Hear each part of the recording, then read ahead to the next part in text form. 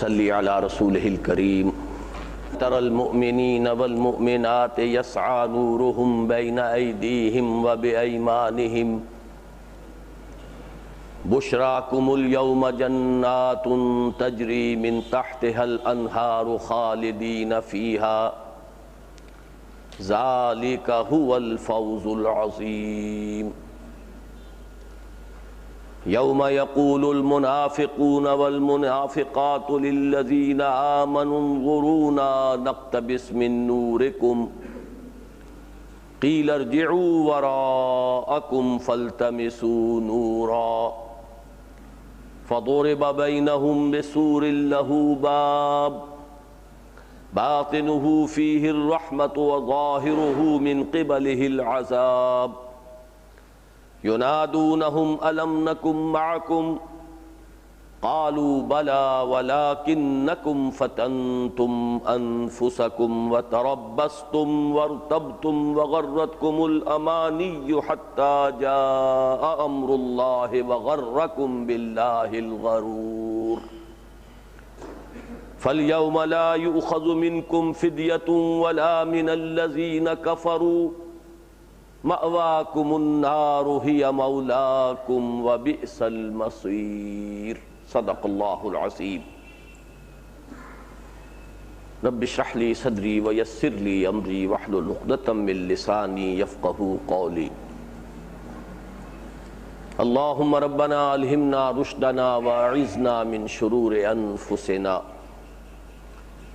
اللہم ارنا الحق حقا وارزقنا اتباعہ وارنا الباطل باطلا وارزقنا اجتنابہ آمین یا رب العالمین۔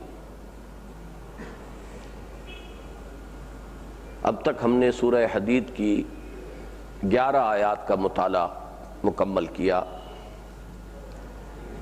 ان میں جو مضامین آئے ہیں انہیں صرف گن لیجئے۔ پہلی 6 آیات میں ذات و صفات باری تعالیٰ کا بیان حد درجے جامعیت کے ساتھ اور اعلیٰ ترین علمی سطح پر۔ میں اپنا یہ تاثر بار بار عرض کر چکا ہوں کہ میرا اپنا جتنا بھی مطالعہ ہے قرآن حکیم کا، اس کی روح سے میرا تاثر یہ ہے کہ یہ اس موضوع پر قرآن حکیم کا اہم ترین مقام ہے، واللہ اعلم۔ یہ ساری بحث ہے علمی، اس کے لیے عنوان ہے معرفت رب، اور تعلق مع اللہ کے میں نے 2 حصے آپ کے سامنے بیان کیے، ایک علمی اور نظری اور فکری ہے جس کا جامع عنوان ہے معرفت رب، اور ایک ہے عملی عبادت رب، اللہ کی بندگی، اللہ کی رضا جوئی کے لیے بھاگ دوڑ۔ اس کے بعد جو 5 آیات ہم نے پڑھی ہیں ان کا تعلق عمل سے۔ اللہ کے جو تقاضے مطالبے، یا یوں کہیے کہ دین کے جو تقاضے اور مطالبے ہیں، ان کو 2 اصطلاحات میں سمو دیا گیا: آمنوا باللہ ورسولہ، ایمان لاؤ اللہ پر اور اس کے رسول پر، یا ایمان پختہ رکھو اللہ پر اور اس کے رسول پر۔ وَأَنفِقُوا مِمَّا جَعَلَكُمْ مُسْتَخْلَفِينَ فِيهِ، اور اس کی راہ میں لگا دو، کھپا دو ان تمام چیزوں میں سے کہ جن میں اس نے تمہیں مستخلف بنایا ہے، خلافت عطا کی ہے، اختیار عطا کیا ہے۔ اس کے بعد 2 آیتیں ان دونوں تقاضوں کے بارے میں۔ ابتدا میں ملامت ہے، زجر ہے، ڈانٹنے کا انداز ہے، جھنجھوڑنے کا انداز ہے۔ وَمَا لَكُمْ لَا تُؤْمِنُونَ بِاللَّهِ، تمہیں کیا ہو گیا ہے، تم اللہ پر ایمان پختہ کیوں نہیں رکھتے؟ میں پوری اب اس وقت آیت کا ترجمہ نہیں کر رہا ہوں۔ اس ملامت یا جھنجھوڑنے کے ساتھ ساتھ عملی رہنمائی کہ ایمان کے لیے رجوع کرو ان آیات بینات کی طرف کے جو منبع اور سرچشمہ ہیں ایمان کا۔ هو الذی ينزل على عبده آیات بینات لیخرجکم من الظلمات الى النور۔ پھر وہی ملامت، وہی زجر کا انداز، وہی جھنجھوڑنے کا انداز، وَمَا لَكُمْ أَلَّا تُنْفِقُوا فِي سَبِيلِ اللَّهِ، اور تمہیں کیا ہو گیا ہے کہ تم خرچ نہیں کرتے اللہ کی راہ میں، صرف نہیں کرتے، کھپاتے نہیں۔ وَلِلَّهِ مِيرَاثُ السَّمَاوَاتِ وَالْأَرْضِ، حالانکہ آسمانوں اور زمین کی کل وراثت، کل میراث بالآخر اللہ ہی کے لیے۔ مزید ترغیب کے لیے فرمایا کہ اگر حالات نامساعد ہیں، ناموافق ہیں، تو یہ تو بہت زیادہ اجر و ثواب حاصل کرنے کا ایک موقع ہے، اس سے فائدہ اٹھاؤ۔ فتح سے پہلے جو انفاق ہوگا، جو قتال ہوگا، یا اگر یہ فتح کے بعد آیات نازل ہوئیں تو فتح سے قبل جو انفاق ہوا تھا اور جو قتال ہوا تھا، اجر و ثواب میں وہ بہت بلند ہے، بہت اس کی اللہ تعالیٰ کی نگاہوں میں قدر ہے بنسبت اس انفاق اور قتال کے کہ جو فتح کے بعد ہوا یا ہوگا۔ یہ دونوں ہی مفہوم اس میں لفظی طور پر ان کا امکان موجود ہے۔ اور اس کے بعد پھر ایک ذرا چیلنجنگ انداز میں جو میں نے غالب کے اس مصرے کے حوالے سے آپ کے سامنے رکھا کہ کون ہوتا ہے حریف میں مرد افغن عشق، من ذا الذی یقرض اللہ قرضا حسنا فیضاعفہ لہ ولہ اجر کریم۔ کون ہیں وہ باہمت لوگ کہ جو اٹھیں اور یہ حوصلہ کریں کہ اپنے رب کو قرض حسنہ دیں، پھر یہ قرض حسنہ بھی ایسا ہوگا کہ جو ان کے لیے بڑھایا جاتا رہے گا، اور نہ صرف یہ کہ وہ کئی گنا ہو کر بہت بڑھی چڑھی شکل میں انہیں واپس ملے گا، بلکہ یہ کہ اس پر مزید اللہ تعالیٰ اجر سے نوازے گا، وَلَهُمْ أَجْرٌ کریم، اور اس کے لیے پھر بہت بڑا اجر ہوگا، بہت باعزت اجر ہوگا۔ اس آخری آیت کے بارے میں ایک روایت ملتی ہے کہ جب یہ آیت نازل ہوئی ہے تو حضرت ابو الدرداء انصاری رضی اللہ تعالی عنہ انہوں نے حضور سے سوال کیا۔ یہ ابن ابی حاتم میں یہ روایت جو ہے موجود ہے حضرت عبداللہ ابن مسعود سے رضی اللہ تعالی عنہ کہ حضرت ابو الدرداء انصاری نے حضور سے عرض کیا کہ حضور کیا اللہ ہم سے قرض حسنہ مانگتا ہے؟ حضور نے فرمایا ہاں۔ تو انہوں نے عرض کیا کہ ہاتھ بڑھائیے۔ حضور نے جب اپنا ہاتھ آگے دراز فرمایا تو انہوں نے عرض کیا کہ میں نے اپنا باغ اللہ کو دیا، اور وہ باغ اتنا بڑا تھا کہ اس میں کھجور کے 600 درخت تھے۔ اور آپ کے علم میں ہوگا کہ اب بھی جو حضرات گئے ہیں مدینے کی زیارت کی ہے ان کو معلوم ہے کہ کھجوروں کے درخت ہوتے ہیں اور درمیان میں کھیتی ہوتی ہے، سبزیاں کاشت ہوتی ہیں، انگوروں کی بیلیں ہوتی ہیں، تو وہ کتنی بڑی ان کے لیے دولت تھی، کتنا بڑا ایسٹ تھا، وہ سب اللہ کے حوالے کر کے اور محمد الرسول اللہ صلی اللہ علیہ وسلم کی سپرد کر کے وہ گھر واپس آئے۔ اس باغ کے گرد جیسے آج کل بھی آپ مدینے میں جا کر دیکھیں گے بہت کم باغات اب رہ گئے ہیں، جس تیزی سے ایکسٹینشن ہو رہی ہے آبادی کی مدینہ منورہ کی، اب وہ باغات جو ہیں ختم ہوتے چلے جا رہے ہیں، لیکن جو بھی رہ گئے ان کے گردا گرد دیوار بنی ہوتی ہے، حائط ہوتی ہے، اور اسی کے اندر انہوں نے اپنے رہنے کے لیے مکان بنایا ہوا تھا۔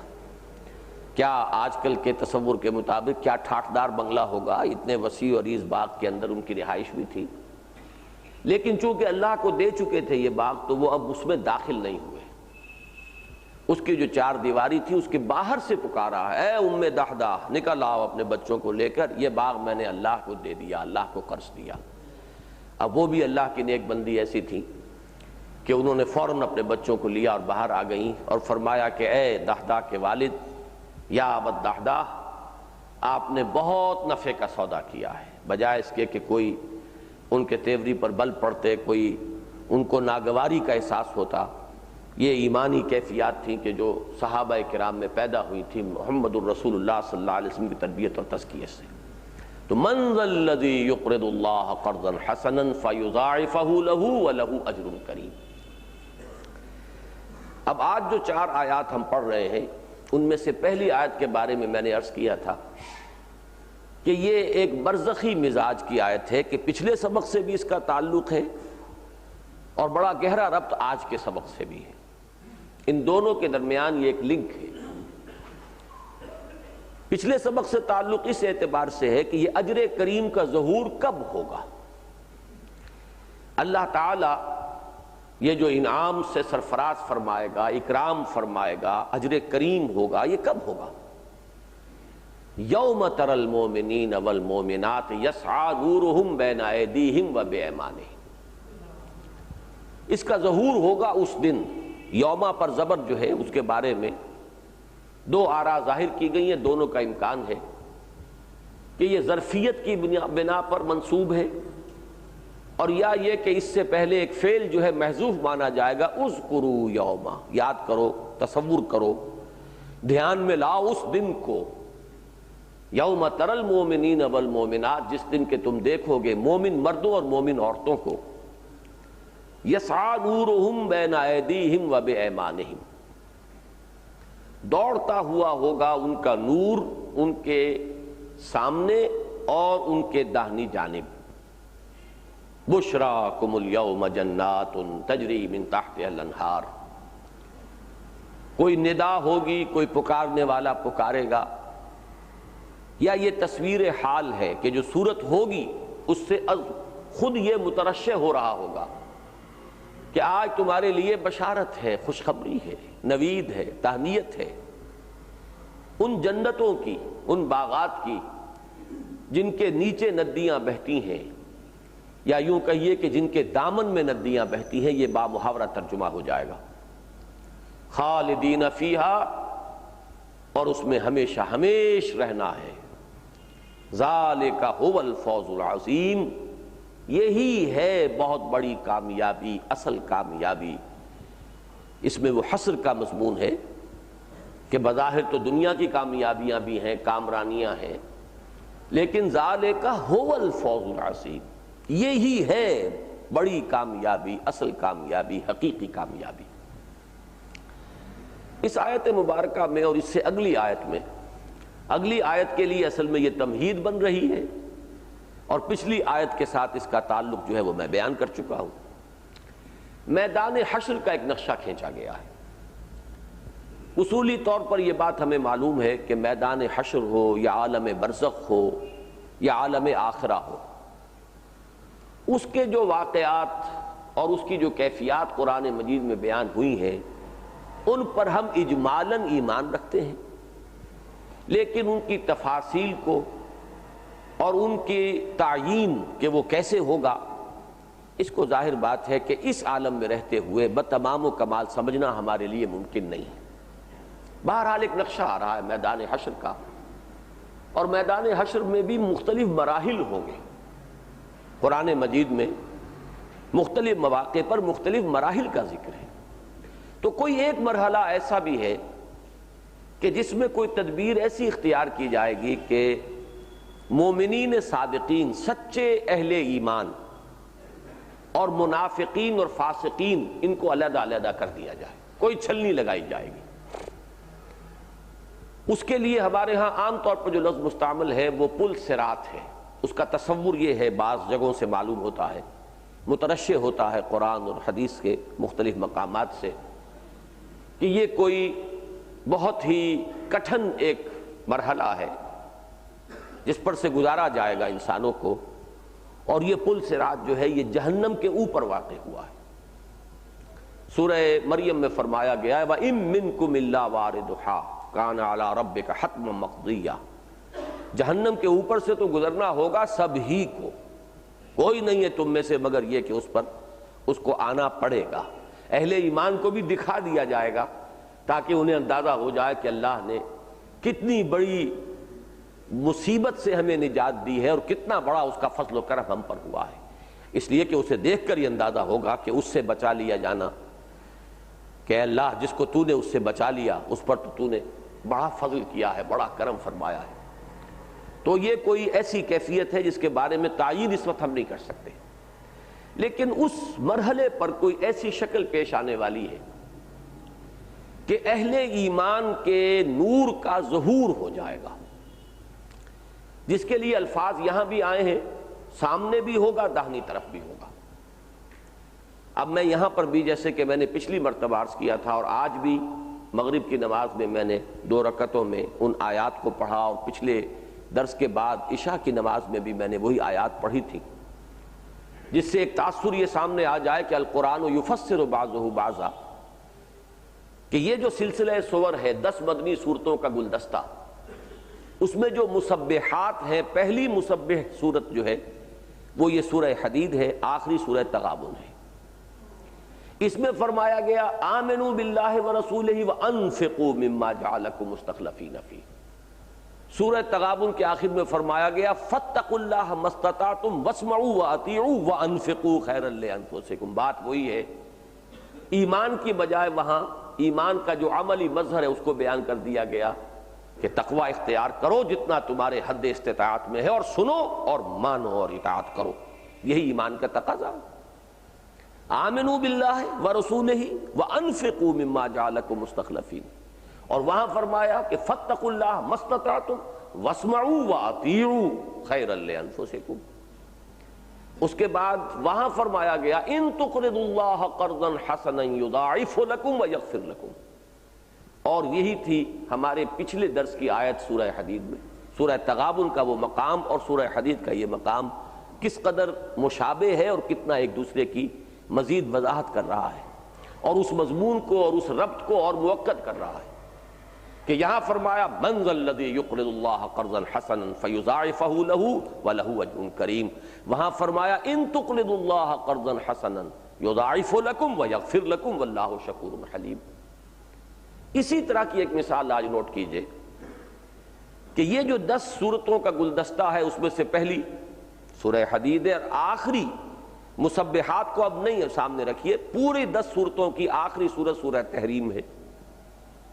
جو مضمون یہاں آ رہا ہے میدان حشر کا جو نقشہ کھینچا جا رہا ہے کہ وہاں اہل ایمان کا نور ان کے سامنے اور داہنی طرف دوڑتا ہوا ہوگا، بعین ہی یہی مضمون سورہ تحریم کے اندر موجود ہے۔ یا ایھا الذین آمنوا توبوا الی اللہ توبۃ نصوحا عسى ربکم ان یکفر عنکم سیئاتکم ویدخلکم جنات تجری من تحتها الانہار یوم لا یخزی اللہ النبی والذین آمنوا معہ نورہم یسعی بین ایدیہم وبایمانہم بشراکم اليوم یقولون ربنا اتمم لنا نورنا واغفر لنا انک علی کل شیء قدیر۔ تو اس سے وہ اصول بھی اپنے ذہن میں دوبارہ پختہ کر لیجئے کہ اہم مضامین قرآن مجید میں کم سے کم 2 جگہ آپ کو ضرور ملے، اور پھر یہ کہ اس کے اندر کوئی نہ کوئی اشارہ ہوگا کہ جو ایک دوسرے کی مزید وضاحت کرنے والا ہوگا۔ مثال کے طور پر یہاں اس کا بیان نہیں ہے کہ اس نور کے اندر اس کی مقدار میں، اس کی انٹینسٹی میں کوئی فرق اور تفاوت ہوگا۔ نورہم یسعی بینہم وبایمانہم بین ایدیہم وبایمانہم بشراکم اليوم جنات تجری من تحتها الانہار، یہ نور بھی جو ہے متفاوت ہوگا، اس کا ذکر وہاں کر دیا گیا، اس لیے کہ یقولون ربنا اتمم لنا نورنا واغفر لنا۔ کچھ لوگ کہہ رہے ہوں گے کہ اے رب ہمارے نور کا بھی اتمام فرما دے ہمارے لیے اور ہمیں بخش دے، ہماری کچھ خطائیں تھیں، ہماری کچھ ایسی کمزوریاں تھیں جن کی وجہ سے ہمارا یہ نور جو ہے یہ پورا نہیں ہے، لہذا اس نور کا اتمام فرما۔ اب یہ وہ چیز ہے کہ جو ایک حدیث میں تفصیل کے ساتھ بیان ہوئی ہے، جسے علامہ ابن جریر طبری لائے ہیں اپنی تفسیر میں۔ حضرت قتادہ رحمہ اللہ یہ تابعین میں سے جن حضرات کا خصوصی ذوق تھا تفسیر قرآن کا، ان میں سے حضرت قتادہ بھی ہیں، اور وہ مرسلاً روایت کرتے ہیں۔ مرسل روایت اس کو کہتے ہیں کہ جس میں تابعی روایت کر رہے ہوں حضور سے براہ راست، اور درمیان میں وہ صحابی کا ذکر نہ کریں کہ وہ درمیانی کڑی ہیں، انہوں نے حضور سے سنا اور ان سے میں نے سنا۔ جب یہ وضاحت نہیں ہوگی تو اس روایت کو مرسل کہتے ہیں۔ اس میں یہ نقشہ کھینچا گیا ہے کہ حضور نے فرمایا کہ یہ نور کچھ لوگوں کو جو عطا ہوگا وہ اتنا ہوگا کہ مدینے سے اس کی روشنی عدن تک پہنچ رہی ہوگی، بعض لوگوں کا نور اتنا ہوگا کہ اس کی روشنی صنعاء تک پہنچے گی، یہ عدن سے ذرا ورے ہے، بعض لوگوں کا نور اس سے اور کم ہوگا، اور بعض لوگوں کو جو نور عطا ہوگا وہ بس اتنا ہوگا کہ ان کے قدموں کے آگے روشنی ہو جائے گی، اس سے آگے وہ نہیں بڑھے گی۔ تو یہ جان لیجئے کہ جنہیں اتنا نور بھی اس روز مل گیا وہ بڑے خوش قسمت ہو گئے۔ جیسے کہ میں نے شاید پہلے بھی عرض کیا تھا کہ جیسے ٹارچ کی روشنی ہوتی ہے کہ وہ بھی انسان کے لیے بڑی ممت ہوتی ہے، کسی اندھیری شب میں اگر آپ کو کسی پگڈنڈی پر چلنا ہو تو اور وہ اس وقت جو ہے کوئی اور روشنی نہ ہو تو ایک ٹارچ کی روشنی بھی جو بہت ہی تھوڑی ہے، بڑی محدود ہے، وہ بھی بہت غنیمت ہوتی ہے، بہت بڑی کامیابی ہوگی قیامت کے دن اس مرحلے پر جنہیں اتنی روشنی بھی مل جائے کہ جس سے وہ اپنا راستہ دیکھ لیں اور وہ بحفاظت اس مرحلے سے گزر جائیں۔ کچھ لوگ ہوں گے جن کا ذکر بعد میں آئے گا، جن کو کوئی نور عطا نہیں ہوگا۔ اب دوسری بات اس میں یہ نوٹ کیجئے کہ دونوں جگہ پر ایک ہی لفظ آیا ہے کہ نور سامنے بھی ہوگا اور داہنی طرف بھی ہوگا۔ ظاہر بات ہے کہ یہ بھی ان الفاظ کا انتخاب اور اللہ تعالیٰ نے جو انہیں اختیار فرمایا ہے تو یہ بلا وجہ نہیں ہے۔ اس میں بعض حضرات نے کچھ تعویل کی کوشش کی ہے۔ مثلا ایک صاحب نے جدید مفسرین میں سے یہ رائے اختیار کی ہے کہ اصل میں ویسے تو بائیں طرف بھی نور ہوگا، لیکن یہ ہے کہ جیسے کسی کے ہاتھ میں اگر کوئی لالٹین ہو، کوئی چراغ ہو داہنے ہاتھ میں، تو بہرحال یہ کہا جائے گا کہ ان کے داہنے ہاتھ میں روشنی ہوگی، لیکن یہ تعویل کوئی بڑی پھسپھسی سی تعویل ہے۔ قرآن مجید کے الفاظ کا حق ادا کرنے والی تعویل یہ نہیں ہے، اس لیے کہ سامنے بھی کہا جا رہا ہے نورہم یسعی بین ایدیہم و بایمانہم۔ اب اگر صرف بایمانہم کی بات ہوتی تو یہ تعویل جو ہے وہ کسی درجے میں مطمئن کر سکتی تھی، لیکن یہاں تو دونوں جگہ پر یسعی نورہم بین ایدیہم و بایمانہم۔ ایک صاحب نے ایک اور تعویل کی ہے اور وہ میرے نزدیک اس سے بھی زیادہ پھسپھسی ہے کہ بائیں طرف یہ روشنی اس لیے نہیں ہوگی کہ اصحاب الشمال اس سے فائدہ نہ اٹھا لیں۔ حالانکہ یہ بات جو ہے وہ بالکل کہیں بھی اس کے ساتھ منطقی طور پر ربط قائم نہیں ہوتا۔ اصحاب شمال کو تو کوئی بھی روشنی نہیں عطا ہوگی، نہ داہنی طرف نہ بائیں طرف۔ تو اس پہ اگر غور کیا جائے ذرا سا تدبر گہرائی میں اتر کر اور قرآن مجید میں جو ربط ہے اس کو سامنے رکھا جائے تو دیکھیے اب تک دو چیزیں آ رہی تھیں، ایمان انفاق، ایمان انفاق، پھر انہی پر زجر ملامت، اسی کے ضمن میں ڈانٹ ڈپٹ۔ اب یہاں بھی دو نوروں کا ذکر ہے۔ ایک نور نور ایمان ہے، اس کا محل، اس کا مقام قلب ہے۔ وہ نور جو ہے، جیسا کہ بڑی تفصیلی بحثیں آج کل ہو رہی ہیں جمعے کے خطابات میں، کہ وہ جو حقیقی ایمان ہے اس کا نور دل میں ہوتا ہے، یہ اس کا محل ہے اور مقام ہے۔ قیامت کے دن یہ نور ایمان ظاہر ہوگا اور اس کی روشنی سامنے پڑے گی۔ اور دوسری چیز جس کا تقاضا کیا جا رہا ہے وہ انفاق ہے، لگاؤ، کھپاؤ، خرچ کرو۔ اگر اسے ہم عام رکھیں جان اور مال کھپانا، تب بھی نیک اعمال کے لیے داہنا ہاتھ جو ہے یہ گویا کہ ہم استعارتاً بھی استعمال کرتے ہیں، خاص طور پر انفاق اور صدقے کے لیے۔ تو وہ اس روایت میں یہ الفاظ بھی آئے ہیں کہ جو صدقات نافلہ ہوں، جو آپ خیرات کریں، نفل خیرات، اس میں اس درجے اخفا ہونا چاہیے کہ جو داہنا ہاتھ دے بائیں ہاتھ کو معلوم نہ ہو۔ تو داہنا ہاتھ اصل میں کاسب اعمال خیر ہے، لہذا ایک عمل کا نور ہے جس کا ظہور داہنی جانب ہوگا، اور ایک ایمان کا نور ہے جس کا ظہور سامنے کی طرف ہوگا۔ یہ جو دو کی بات چلی آ رہی ہے اس کے حوالے سے اس کو پس منظر میں رکھتے ہوئے غور کریں گے تو ہر بات اپنی جگہ پر بالکل ٹھیک نظر آئے گی۔ یسعی نورہم بین ایدیہم و بایمانہم، ایک وہ نور ایمان ہے، اور یہ جان لیجئے یہ نور ایمان اس دنیا میں موجود ہے، صرف یہ کہ یہاں اس کا ظہور نہیں ہے۔ اسی طریقے سے ہر عمل کی بھی، نیکی کی بھی ایک نورانیت ہے، وہ ہمارے وجود کے اندر اس کی نورانیت جذب ہوتی ہے۔ کہیں ہے جس کا کہ کوئی ہمارے اس وجود کے اندر ہی اس کا کہیں نہ کہیں کوئی سٹاک جمع ہو رہا ہے اس نور کا، لیکن یہ کہ یہاں پر اس کا ظہور نہیں ہوگا۔ وہی اعمال خیر کا نور ہماری داہنی جانب، اور اس نور ایمان جو ہے اس کا ظہور ہمارے سامنے کی طرف ہو جائے گا میدان حشر میں۔ یوم تری المؤمنین والمؤمنات یسعی نورہم بین ایدیہم و بایمانہم بشراکم اليوم جنات تجری من تحتہا الانہار خالدین فیہا۔ اب ان لوگوں کے لیے بڑی آسانی ہوگی، بڑی سہولت ہوگی، وہ اپنی اس روشنی میں، اپنی اس نور کی رہنمائی میں اس سخت اور کٹھن مرحلے کو عبور کر جائیں گے، اور ان کے لیے خوشخبریاں ہوں گی، تہنیت ہوگی، مبارکباد ہوگی۔ بشراکم اليوم جنات تجری من تحتہا الانہار، تمہارے لیے بشارت ہے آج کے دن ان جنات کی، ان باغات کی جن کے دامن میں ندیاں بہتی ہوں گی۔ یہ الفاظ جو قرآن مجید میں جنت کے ضمن میں بہت مرتبہ آئے ہیں، بہت تکرار اور اعادہ کے ساتھ، تجری من تحتہا الانہار۔ وہ تحتا کا تصور جو ہے وہ اس طرح کا ذہن میں نہ رکھیے کہ جیسے کوئی چیز اوپر ہے اور اس کے بالکل نیچے سے کوئی ندی بہہ رہی ہے، دریا بہہ رہا ہے، بلکہ جو عام ایک تصور ہے، جو ایک فطری اور طبعی قسم کا باغ ہو.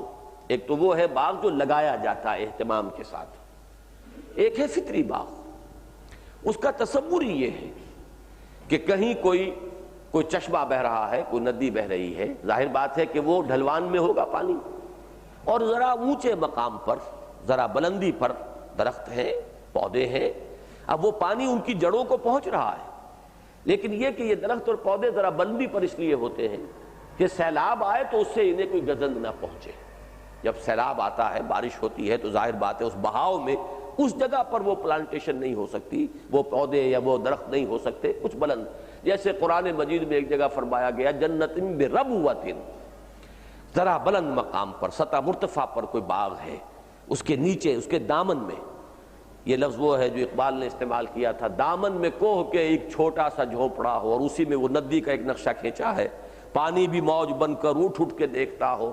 تو یہ ہے کہ ذرا بلندی کے اوپر وہ باغ ہے، پھولدار اور پھلدار پودے لگے ہوئے ہیں، اور اس کے دامن میں کوئی ندی، کوئی چشمہ جو ہے وہ بہہ رہا ہے. بشراکم الیوم جنات تجری من تحت الانہار خالدین فیہا. یہ اس بشارت کا دوسرا جز ہے اور بہت اہم جز ہے کہ اب اس سے نکلنا نہیں ہے، اس میں ہمیشہ ہمیش رہنا ہے، خلود ہے. ذالک هو الفوز العظیم. یہ جب آخری جو مسبحات میں سے آخری صورت ہے، جب ہم پڑھیں گے سورہ تغابن، تو وہاں بڑے زوردار الفاظ میں یہ مضمون ہے، ذالک یوم التغابن. وہ دن ہے ہار اور جیت کے فیصلے کا دن. وہ دن ہے کہ طے ہو جائے گا کہ کون کامیاب ہوا، کون ناکام ہوا. دنیا میں بھی چھوٹی چھوٹی کامیابیاں آتی رہتی ہیں اور آدمی پھولے نہیں سماتا، اتراتا ہے، اور دنیا میں چھوٹی چھوٹی ناکامیاں بھی آتی ہیں اور اس پر انسان بہت دل گرفتہ ہوتا ہے، دل شکستہ ہوتا ہے، مایوس ہو جاتا ہے. لیکن قرآن ہماری نگاہ کو جتنی وسعت دینا چاہتا ہے وہ یہ ہے کہ یہ بڑی حقیر سی کامیابیاں ہیں اور بڑی حقیر سی ناکامیاں ہیں، بڑی ہی عارضی یہ کامرانی ہے اور بڑی ہی عارضی یہ ناکامی ہے. اصل کامیابی اور اصل کامرانی اور اصل ناکامی اور اصل بربادی جو ہے وہ تو قیامت کے دن کی کامیابی اور بربادی ہوگی. ذالک یوم التغابن، وہ ہے ہار اور جیت کے فیصلے کا دن. تو اسی بات کو قرآن مجید یوں بیان فرماتا ہے، ذالک هو الفوز العظیم. وہ ہے اصل میں بڑی کامیابی، حقیقی کامیابی وہ ہے. جیسے کہ آخری پارے میں ایک جگہ فرمایا وَفِي ذَلِكَ فَلْيَتَنَافَسِ الْمُتَنَافِسُونَ. یہ ہے وہ چیز جس کے لیے کہ ایک دوسرے سے آگے بڑھنے کی کوشش کرنی چاہیے. تنافس اور مقابلہ اور تکاثر جو ہے دنیاوی دولت کے لیے نہیں ہونا چاہیے، بلکہ مسابقت ہو، آگے بڑھو ایک دوسرے سے. فاستبقوا الخیرات، بھلائیوں کے لیے، نیکیوں کے لیے، اس کامیابی کے حصول کے لیے دوڑ لگاؤ. اسی سورہ مبارکہ میں آگے آئے گا سابقوا الی مغفرۃ من ربکم وجنۃ عرضھا کعرض السماء والارض. مسابقت کرو، دوڑو، ایک دوسرے سے آگے نکلو اللہ تعالیٰ کی مغفرت حاصل کرنے کے لیے اور اس جنت کے حصول کے لیے کہ جس کا پھیلاؤ، جس کی وسعت آسمان اور زمین جتنی ہوگی. اب یہ جیسا کہ میں نے عرض کیا تھا کہ یہ تو اہل ایمان کا معاملہ ہے. اس میں خاص طور پہ نوٹ کیجئے مومنین والمومنات، یہ بھی بہت اہم الفاظ ہیں، اس لیے کہ اس کے بعد منافقین اور منافقات تقابل کے ساتھ دونوں کو جمع کیا جا رہا ہے. یعنی یہ کہ آخرت کی کامیابیاں اور فتح مندیاں صرف مردوں کا حصہ نہیں ہیں، اس میں عورتیں بھی برابر کی شریک ہوں گی. دنیا میں ٹھیک ہے اللہ تعالیٰ نے جو بھی نظام معاشرت بنایا ہے، جو قانون ہے، اس میں کچھ درجہ بندی کر دی ہے. الرجال قوامون علی النساء، جہاں تک عورت عورت ہونے کی حیثیت سے اور مرد مرد ہونے کی حیثیت سے ان کے مابین قطعاً کوئی فرق و تفاوت نہیں ہے. کوئی اعلیٰ نہیں، کوئی ادنا نہیں، کوئی اونچا نہیں، کوئی نیچا نہیں. لیکن ہاں ایک مرد اور ایک عورت جب رشتہ ازدواج میں منسلک ہو جاتے ہیں، خاندان کے ایک ادارے کو وجود میں لاتے ہیں، تو اب شوہر کا درجہ بلند ہے اور بیوی کا درجہ اس سے کمتر ہے. اصل جو قوام ہے اور اس ادارے کا سربراہ ہے وہ مرد ہے، عورت اس کے وزیر کی حیثیت رکھتی ہے، بیوی جو ہے وہ اس کے وزیر کی حیثیت رکھتی ہے. یہ درجہ بندی ہے دنیا میں اس انتظام کے لیے، اس خاندان کے ادارے کے استحکام کے لیے. ورنہ یہ ہے کہ جہاں تک اللہ کے ہاں مقامات عالیہ کے حصول کا تعلق ہے، کوئی فرق و تفاوت مردوں اور عورتوں میں نہیں ہے. کروڑ ہا مرد ہوں گے کہ جو رش کریں گے اور بڑی ہی حسرت کے ساتھ دیکھیں گے ان مقامات عالیہ کو، جو جیسے مثلا حضرت خدیجہ رضی اللہ تعالی عنہا، یا حضرت عائشہ رضی اللہ تعالی عنہا، یا حضرت فاطمہ رضی اللہ تعالی عنہا، یا حضرت آسیہ رضی اللہ تعالی عنہا، یا یہ کہ حضرت مریم سلام علیہا، ان کے جو مقامات بلند ہوں گے، کروڑوں اور اربوں مرد ہوں گے کہ جو اس پر رش کریں گے۔ لہذا جیسے کہ سورہ آل عمران کے آخری رکوع میں ہے، بعضکم من بعض فاستجاب لهم ربهم انی لا اضیع عمل عامل منکم من ذکر او انثی بعضکم من بعض۔ تو اہل ایمان کی دعائیں وہاں نقل ہوئی ہیں، اور پھر فرمایا گیا، اللہ نے ان کے دعاؤں کو قبول فرمایا کہ میں تو تم میں سے کسی بھی عمل کرنے والے کے کسی بھی چھوٹے سے چھوٹے عمل کو بھی ضائع کرنے والا نہیں ہوں، خواہ وہ مرد ہو خواہ عورت ہو، اور تم سب ایک دوسرے ہی سے ہو، ایک ہی باپ کے اولاد میں بیٹے بھی اور بیٹیاں بھی ہیں، ایک ہی ماں کے بطن سے ہیں، بہن بھی اور بھائی بھی جو بھی ہیں وہ ایک ہی ماں کے بطن سے ہیں۔ تو بعضکم من بعض، یہ فرق و تفاوت نہیں ہے۔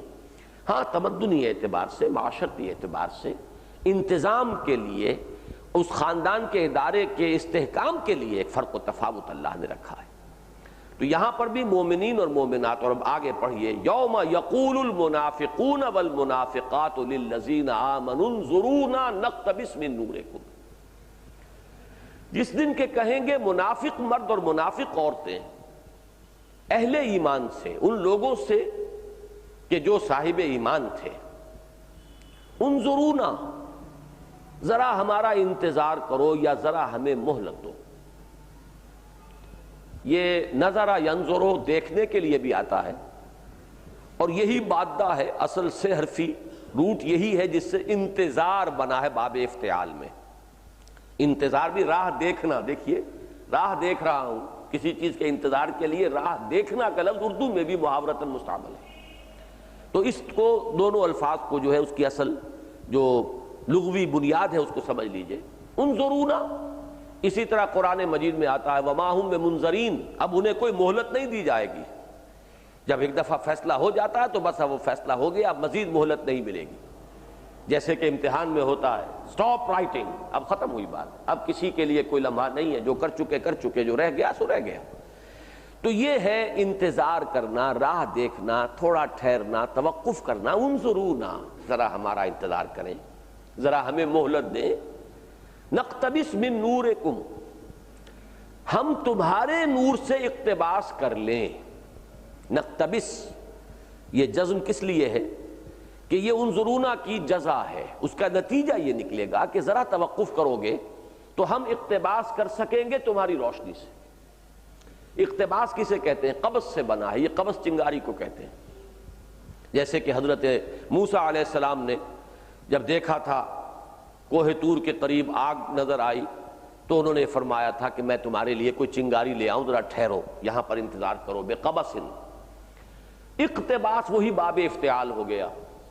جیسے نظرہ سے انتظار، قبض سے اقتباس۔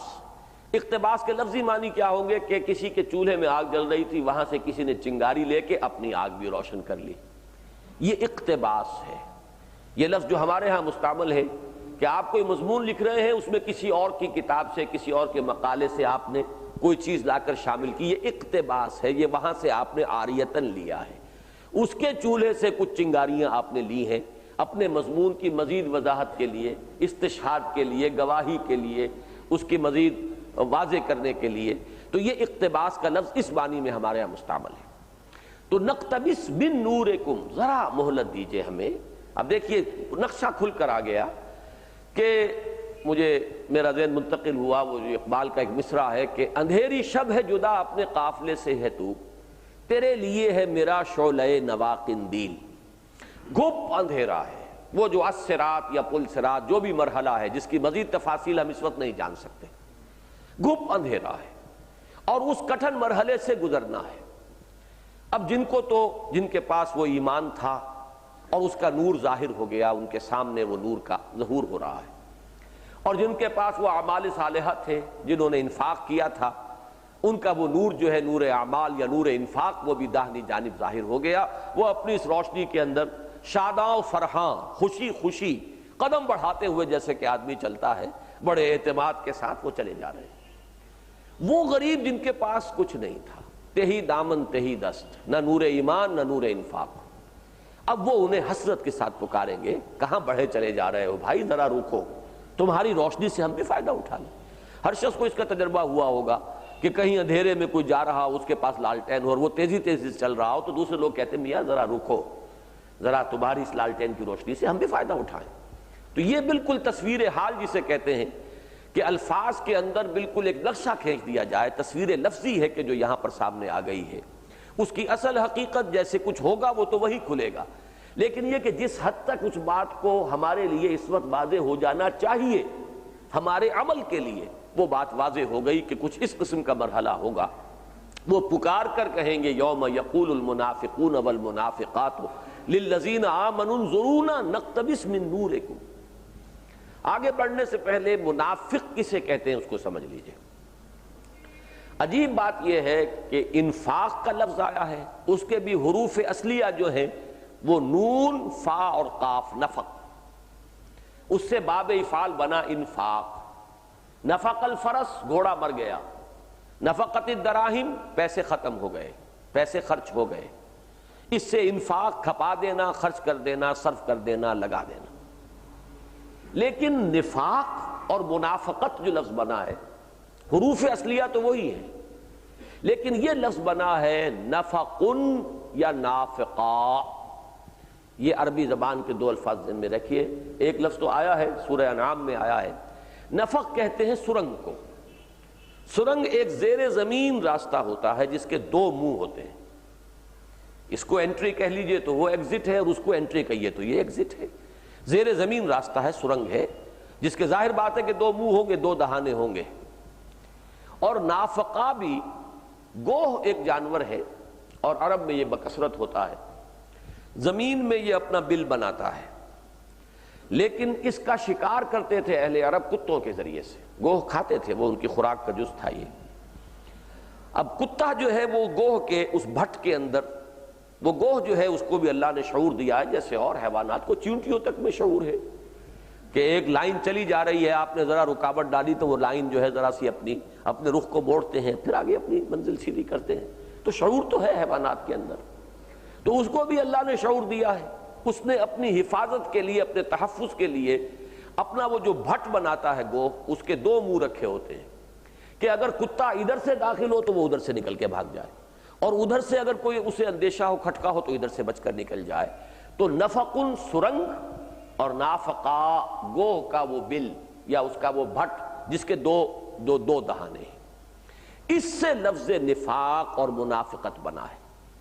سادہ ترین اردو میں دو منہ انسان جس کو کہتے ہیں، ایک ایسی شخصیت جس کے دو رخ ہیں، ایک ہوتا ہے یک رخ، یکسو انسان، ایک چیز کو مانا ہے تو ہر چے باد آباد ماں کشتی درا بنداختیم، اب جو ہو سو ہو، ہم نے تو اپنی کشتی دریا میں ڈال دی، اب یہ کشتی تیرے گی تو ہم تیریں گے، یہ ڈوبے گی تو ہم ڈوبیں گے، اس کو چھوڑ کر جانے والے ہم نہیں۔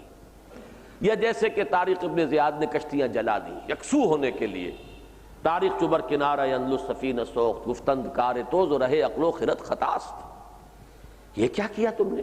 کشتیاں جلا دی۔ ہر طرح کے حالات پیش آ سکتے ہیں، ہو سکتا ہے ہمیں شکست ہو جائے، کوئی بہت بڑی قوت سے مقابلہ ہو جائے، ہمیں واپس آنا پڑے، اور تم کشتیاں جلا رہے ہیں۔ تو ان کا جواب یہی تھا، ہر ملک ملک باست کے ملک خدائے ماست۔ اب یہ کہ پیچھے کا خیال ہی نہ رہے، ہمارے لیے تو ہم تو مسلمان ہیں، ہمارے لیے ہر ملک ہمارا ملک ہے، اب یہی رہنا ہے، یہی مرنا ہے، اگر شہادت کی موت ہے تو وہ یہی آئے۔ تو کسی کے ذہن میں واپس لوٹنے کا کوئی خیال ہی نہ رہے، یکسو ہو جائے انسان۔ ایک یہ کیفیت ہے صاحب ایمان کی، یہ کیفیت کہ ایمان لایا اللہ پر، ایمان لایا اس کے رسول پر صلی اللہ علیہ وسلم، آمنوا باللہ ورسولہ۔ اب دو چیزیں اس کے لیے قطعی ہیں، جو حکم ہو سر آنکھوں پر، رسول کا حکم، اللہ کا حکم، اور دوسرے یہ کہ تن من دھن لگا دینا ہے اسی مقصد کے لیے، اسی کام کے لیے جس کا حکم ہو اللہ کے اور اس کے رسول کی طرف سے، انفاق اور ایمان۔ ایک تو یہ یکسو لوگ ہیں، ایک وہ ہیں کہ جو تحفظات کے ساتھ بڑھنا چاہتے ہیں، کچھ جان و مال کو بچا بچا کے چلنا چاہتے ہیں۔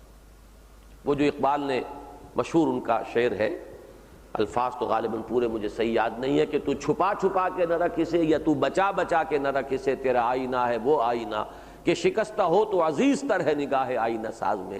یہ بچ بچ کر چلنا، جان اور مال کو بچاتے ہوئے کچھ آگے بڑھنے کی کوشش کرنا، تحفظ کو مقدم رکھنا۔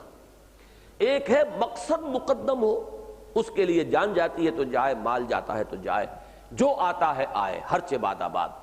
ایک ہے تحفظ کو مقدم رکھنا، چلنا بھی ہے تو اتنا ہی جس میں کوئی گزن نہ پہنچے، آگے بڑھنا بھی ہے تو اسی انداز میں کہ جان بچی رہے، مال بچا رہے۔ یہ ہے در حقیقت وہ بچاؤ، جیسے کہ سرنگ بھی ہوتی ہے تو اسی لیے ہوتی ہے، اور نافقہ وہ جو بل ہے گوہ کا، اس میں بھی اصل شے جو ہے وہ حفاظت ہے، اپنے آپ کو بچانے کی فکر ہے۔ تو جو لوگ ایمان تو لائے لیکن یہ ہے کہ وہ ہرچہ باد آباد کے انداز میں نہیں لائے، جو بچ بچ کر چلنے کی کوشش کر رہے ہو، جو یہ کوئی قربانی جو ہے دینے کے لیے آمادہ نہ ہو، اس کا ایک نقشہ کھینچا گیا ہے سورہ حج میں۔ وَمِنَ النَّاسِ مَن يَعْبُدُ اللَّهَ عَلَى حَرْفٍ فَإِنْ أَصَابَهُ خَيْرٌ اطْمَأَنَّ بِهِ وَإِنْ أَصَابَتْهُ فِتْنَةٌ انقلب عَلَى وَجْهِهِ خَسِرَ الدُّنْيَا وَالْآخِرَةَ ذَلِكَ هُوَ الْخُسْرَانُ الْمُبِينُ۔ لوگوں میں سے کچھ ایسے بھی ہیں جو اللہ کی بندگی تو کرتے ہیں، کرنا چاہتے ہیں، لیکن کنارے کنارے ایک طرف ہو کر مجدھار میں کودنے کو تیار نہیں۔ علی حرف، حرف کہتے ہیں کنارہ، کہ کنارے پر زیادہ گہرے پانی میں جائیں گے ڈوبنے کا اندیشہ ہے، مجدھار میں جائیں گے تو پتہ نہیں جو بہاؤ ہے پانی کا اس کا ہم مقابلہ کر سکیں نہ کر سکیں۔ جو بھی طبیعت کے اندر ان کے ہے آمادگی ہے، چاہتے بھی ہیں، وہ عاقبت بھی چاہتے ہیں لیکن دنیا کو بھی ہاتھ سے دینے کے لیے تیار نہیں۔ آخرت کا نفع بھی مطلوب ہے لیکن دنیا کا بھی کوئی نقصان اٹھانا جو ہے یہ منظور نہیں۔ یہ جو کیفیت ہے وَمِنَ النَّاسِ مَن يَعْبُدُ اللَّهَ عَلَى حَرْفٍ، اب اس کی تشریح کی گئی فَإِنْ أَصَابَهُ خَيْرٌ اطْمَأَنَّ بِهِ، اگر اس کو خیر ملتا ہے یا خیریت رہتی ہے یا مال غنیمت مل رہا ہے تو بڑا مطمئن ہے، شاداں و فرحاں ہے، اس کا ایمان بھی ٹکا ہوا ہے، اس کی ساری کیفیات جو ہے وہ صحیح ہے۔ وَإِنْ أَصَابَتْهُ الْفِتْنَةُ انقلب عَلَى وَجْهِهِ، اور اگر کہیں آزمائش آ گئی، فتنہ آ گیا، امتحان آ گیا، کوئی کٹھن مرحلہ آ گیا تو اوندھے منہ گر پڑتا ہے۔ خسرت دنیا والآخرہ، یہ ہے کہ اس کو خسارہ ہوا دنیا اور آخرت دونوں کا۔ ذالک هو الخسران المبین، اور جان لو کہ یہی ہے اصل خسارہ، یہی ہے واضح اور صاف خسارہ، یہی اصل تباہی اور بربادی ہے۔ تو یہ ہے منافق۔ یوم یقول المنافقون والمنافقات للذین آمنوا انظرونا نقتبس من نورکم۔ اب اس آیت میں اور اس کے بعد جو آج کے درس کی آخری آیت ہے، اس میں تو اس نفاق کا انجام بد جو ہے اسے بیان کر دیا گیا، آگاہ کرنے کے لیے، انتباہ کے لیے، خبردار کرنے کے لیے کہ یہ نفاق کوئی معمولی بات نہیں ہے، یہ کس قدر تباہ کن ہے، کہ قیامت کے دن کس طرح کی حسرت سے سابقہ پیش آئے گا، اس کا نقشہ اس آیت میں کھینچا، اور اس سے بھی زیادہ کھول کر کہ قیامت میں دنیا میں تو یہ منافقین اہل ایمان کے ساتھ گڈمڈ رہتے ہیں، ملے جلے ہیں۔ ابو بکر صدیق اور عبداللہ ابن ابی ہو سکتا ہے کہ کبھی ایک صف کے اندر حضور کے پیچھے نماز پڑھتے ہوئے کندھے سے کندھا ملا کر کھڑے ہوئے ہوں، کوئی عجب نہیں، پہلی صف میں ہو عبداللہ ابن ابی بھی، بلکہ ہوتا تھا وہ پہلی صف میں، بلکہ چونکہ بڑا چودھری تھا، خزرج کا بڑا سردار تھا، اور خزرج کا قبیلہ بڑا قبیلہ تھا، تو وہ تو کھڑا ہوتا تھا، جب حضور خطبہ ارشاد فرماتے تھے تو پہلے وہ کھڑا ہوتا تھا، اور وہ اپنی چودراہٹ کے اظہار کے لیے وہ یہ الفاظ کہا کرتا تھا، لوگو یہ اللہ کے رسول ہیں، ان کی بات توجہ سے سنو، تاکہ وہ جو اپنی چودراہٹ ہے وہ بھی ظاہر ہو جائے۔ تو ظاہر بات ہے کہ صف اول میں ہوتا ہوگا۔ تو دنیا میں تو گڑبڑ ہے، ایمان اور نفاق، مومن اور منافق، مومن صادق اور منافق، لیکن یہ ہے کہ وہاں آخرت میں ان کو علیحدہ علیحدہ کر دیا جائے گا۔ اہل ایمان کا نور ان کی رہنمائی کرے گا، وہ اس کٹھن مرحلے کو بڑی آسانی سے عبور کر جائیں گے، اور منافقین پیچھے کہتے رہ جائیں گے، پکارتے رہ جائیں گے، یوم یقول المنافقون والمنافقات للذین آمنوا انظرونا نقتبس من نورکم قیل ارجعوا وراءکم فالتمسوا نورا۔ اب دیکھیے یہاں پر لفظ آیا قیلا، قالو نہیں کہا، کہا جائے گا، فعل مجہول ہے، کون کہے گا؟ یہ یہاں پہ واضح نہیں، اس لیے کہ قالو ہوتا تو یہ اہل ایمان کا جواب ہوتا۔ اہل ایمان کا جو ان کی جو وسعت ظرف ہے اور ان کی جو مروت ہے، اس مروت سے یہ چیز بعید ہے کہ وہ کہیں یہ بات۔ یہ بڑی کرٹ قسم کی بات ہے اور بڑی آپ کہیے کہ سخت قسم کا انداز ہے۔ تو اہل ایمان چونکہ صاحب مروت ہوں گے وہ یہ الفاظ نہیں کہیں گے۔ کوئی کہے گا، اللہ کی طرف سے کوئی پکارنے والا پکارے گا، کوئی ہاتف غیبی ہوگا جس کی ندا آئے گی، قیل ارجعوا وراءکم فالتمسوا نورا، کہا جائے گا لوٹ جاؤ اپنے پیچھے کی طرف اور تلاش کرو نور۔ التماس پھر باب افتعال ہے، لمس کہتے ہیں چھونا، اور التماس کسی چیز کو تلاش کرنا، ٹٹول کر جیسے آپ کوئی چیز حاصل کرنا چاہتے ہیں تو التماس کے معنی یہ ہے۔ لمس کے معنی چھونا سب کو معلوم ہے، تو التماس کے معنی تلاش کرنا۔ ملتمس ہوں، یہ آپ کہتے ہیں اپنی عرضی کے اندر ملتمس ہوں، تو ملتمس یہ کہ میں چاہتا ہوں کہ کچھ مجھے ملے، میں سائل کی حیثیت سے آیا ہوں۔ تو فالتمسوا نورا، نور تلاش کرو، نور حاصل کرو۔ مراد کیا ہے کہ جنہیں یہ نور ملا ہے یہ یہاں نہیں عطا ہوا، یہ نور دنیا سے کما کر لایا گیا ہے۔ وہاں نور ایمان تھا جن کے پاس، جنہوں نے دنیا میں رہتے ہوئے، غیب میں رہتے ہوئے معرفت ربانی حاصل کی، غیب میں ہوتے ہوئے ایمان لائے۔ یؤمنون بالغیب، یہ گنبد بیدر، یہاں رہتے ہوئے انہوں نے جو حقائق ابدیہ ہیں ان کا شعور و ادراک حاصل کیا۔ یہ وہ نور ہے جس کا ظہور ہو گیا ہے۔ یہ کوئی ریوڑیوں کی طرح تقسیم نہیں ہوا ہے، یہاں کوئی جانبداری نہیں ہے، یہ کسی کے ساتھ یہاں پر کوئی خاص جو ہے جانبداری نہیں برتی گئی ہے، بلکہ یہ تو وہاں سے لایا گیا ہے۔ وہ نور ایمان ہے، دنیا میں حاصل کیا گیا، اس کی تحصیل وہاں ہوئی۔ ورنہ یہ کہ آخرت میں تو بڑے سے بڑا کافر جو ہے وہ بھی سب سے بڑا مومن بن جائے گا، کون انکار کرے گا اللہ کا یا جنت کا یا دوزخ کا، کسی شے کا؟ تو اصل میں تو ایمان وہی تھا جو دنیا میں غیب کی حالت کے اندر، یؤمنون بالغیب کی کیفیت کے اندر حاصل کیا گیا۔ یہ وہ نور ہے اور وہ اعمال جو وہاں کیے گئے، جیسے کہ ایک حدیث قدسی میں آتا ہے کہ اللہ تعالیٰ اپنے ملائکہ مقربین کی محفل میں اظہار فخر کرتا ہے اہل ایمان پر کہ تم میرے ان مومن بندوں کو دیکھ رہے ہو، یہ مجھ سے کیا مانگ رہے ہیں؟ فرشتے جواب دیں گے یہ جنت کا سوال کر رہے ہیں، دوزخ سے بچنا چاہتے ہیں۔ کیا انہوں نے جنت دیکھی ہے؟ کیا انہوں نے دوزخ دیکھی ہے؟ نہیں۔ معلوم ہوا کہ یہ ایمان بالغیب ہے، اندیکھی حقیقتوں پر ایمان ہے۔ تو اللہ تعالیٰ فرماتا ہے کہ ان کو خوشخبری دو کہ میں نے ان کو معاف کیا، ان کی بخشش کی۔ تو یہ اصل میں اس عالم میں رہتے ہوئے جنہوں نے ایمان کا اکتساب کیا اور اعمال صالحہ کا اکتساب کیا، یہ ان کا ظہور ہو گیا ہے۔ اب اگر ممکن ہے بالفرض، اگر لوٹ سکتے ہو تو لوٹ جاؤ دنیا کی طرف۔ یہ بھی اصل میں ان کی حسرت میں اضافے کے لیے ہے کہ اب کوئی امکان نہیں ہے، یہ تو وہاں سے کما کر لایا گیا جہاں واپس جانے کا کوئی امکان نہیں۔ لیکن اگر ہے ممکن، اگر تمہارے لیے کوئی راستہ تمہیں کھلا نظر آئے تو لوٹ جاؤ پیچھے کی طرف۔ قیل ارجعوا وراءکم فالتمسوا نورا فضرب بینہم بسور لہ باب، پھر ان کے مابین ایک فصیل حائل کر دی جائے گی۔ سور کہتے ہیں فصیل کو، اس لفظ کو بھی پہچانیے، اسی سے لفظ سورت ہے۔ قرآن مجید کی سورتیں یہ سین سے لفظ ہے، ایک ہمارے ہاں عام طور پر جو لفظ مستعمل ہے سورت شکل وہ صاد سے ہے، یہ جو سور ہے سین سے اس کے معنی فصیل ہے۔ اور پچھلے زمانے میں ہر شہر کے گردا گرد ایک فصیل ہوتی تھی اس کی حفاظت کے لیے۔ تو سورت جو ہے در حقیقت قرآن مجید کی سورتیں، ان میں سے ہر سورت ایک شہر معنی ہے، علم اور حکمت اور معرفت کا ایک شہر ہے جس کے گرد ایک فصیل کھچی ہوئی ہے۔ لہذا یہ 114 سورتیں ہیں قرآن مجید کی۔ سورت کا لفظ یہیں اس لفظ سور سے ماخوذ ہے۔ فضرب بینہم بسور لہ باب، ان کے مابین حائل کر دی جائے گی ایک فصیل جس کے اندر ایک دروازہ ہوگا۔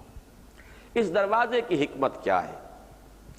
یہ واقعہ تو میں آپ کے سامنے اعتراف کر لوں کہ اس پوری سورہ مبارکہ میں یہی واحد مقام ہے جس پر مجھے تاحال انشراح نہیں ہو سکا کہ اس کا تعین کے ساتھ یہ مفہوم ہے، کیوں ذکر ہو رہا ہے اس کا؟ بغیر کسی مقصد کے تو ذکر نہیں ہوتا۔ میں نے تفاسیر جتنی بھی میرے متداول طور پر میرے پاس رہتی ہیں، جن کی مراجعت میں کرتا ہوں، میں نے دیکھا کسی نے اس مسئلے کو ٹچ نہیں کیا، اور صرف ایک امکان کے درجے میں بات میرے سامنے آئی ہے، لیکن میں یہ بھی صرف ایک رائے کی حیثیت سے پیش کر رہا ہوں، ابھی اس پر مجھے پورا اطمینان نہیں ہے کہ ان میں منافقین کے اندر جو عملی منافق تھے وہ بھی شامل ہوں گے، جن کے لیے دوسرا لفظ ہے فاسق۔ ایک ہے نفاق اعتقادی، وہ تو کفر کامل ہے، اس کا تو کوئی امکان ہی نہیں، جیسے کافر کے لیے جنت میں داخلے کا کوئی سوال نہیں، ایسے ان کے بھی داخلے کا کوئی سوال نہیں۔ لیکن یہ کہ ان میں اگر کوئی عملی منافقین شامل ہوئے تو ان کے لیے ایک راستہ کھلا رکھا جائے گا کہ وہ اپنے گناہوں کے مطابق سزا پانے کے بعد پھر وہ اس جنت کے دروازے میں داخل ہو جائیں۔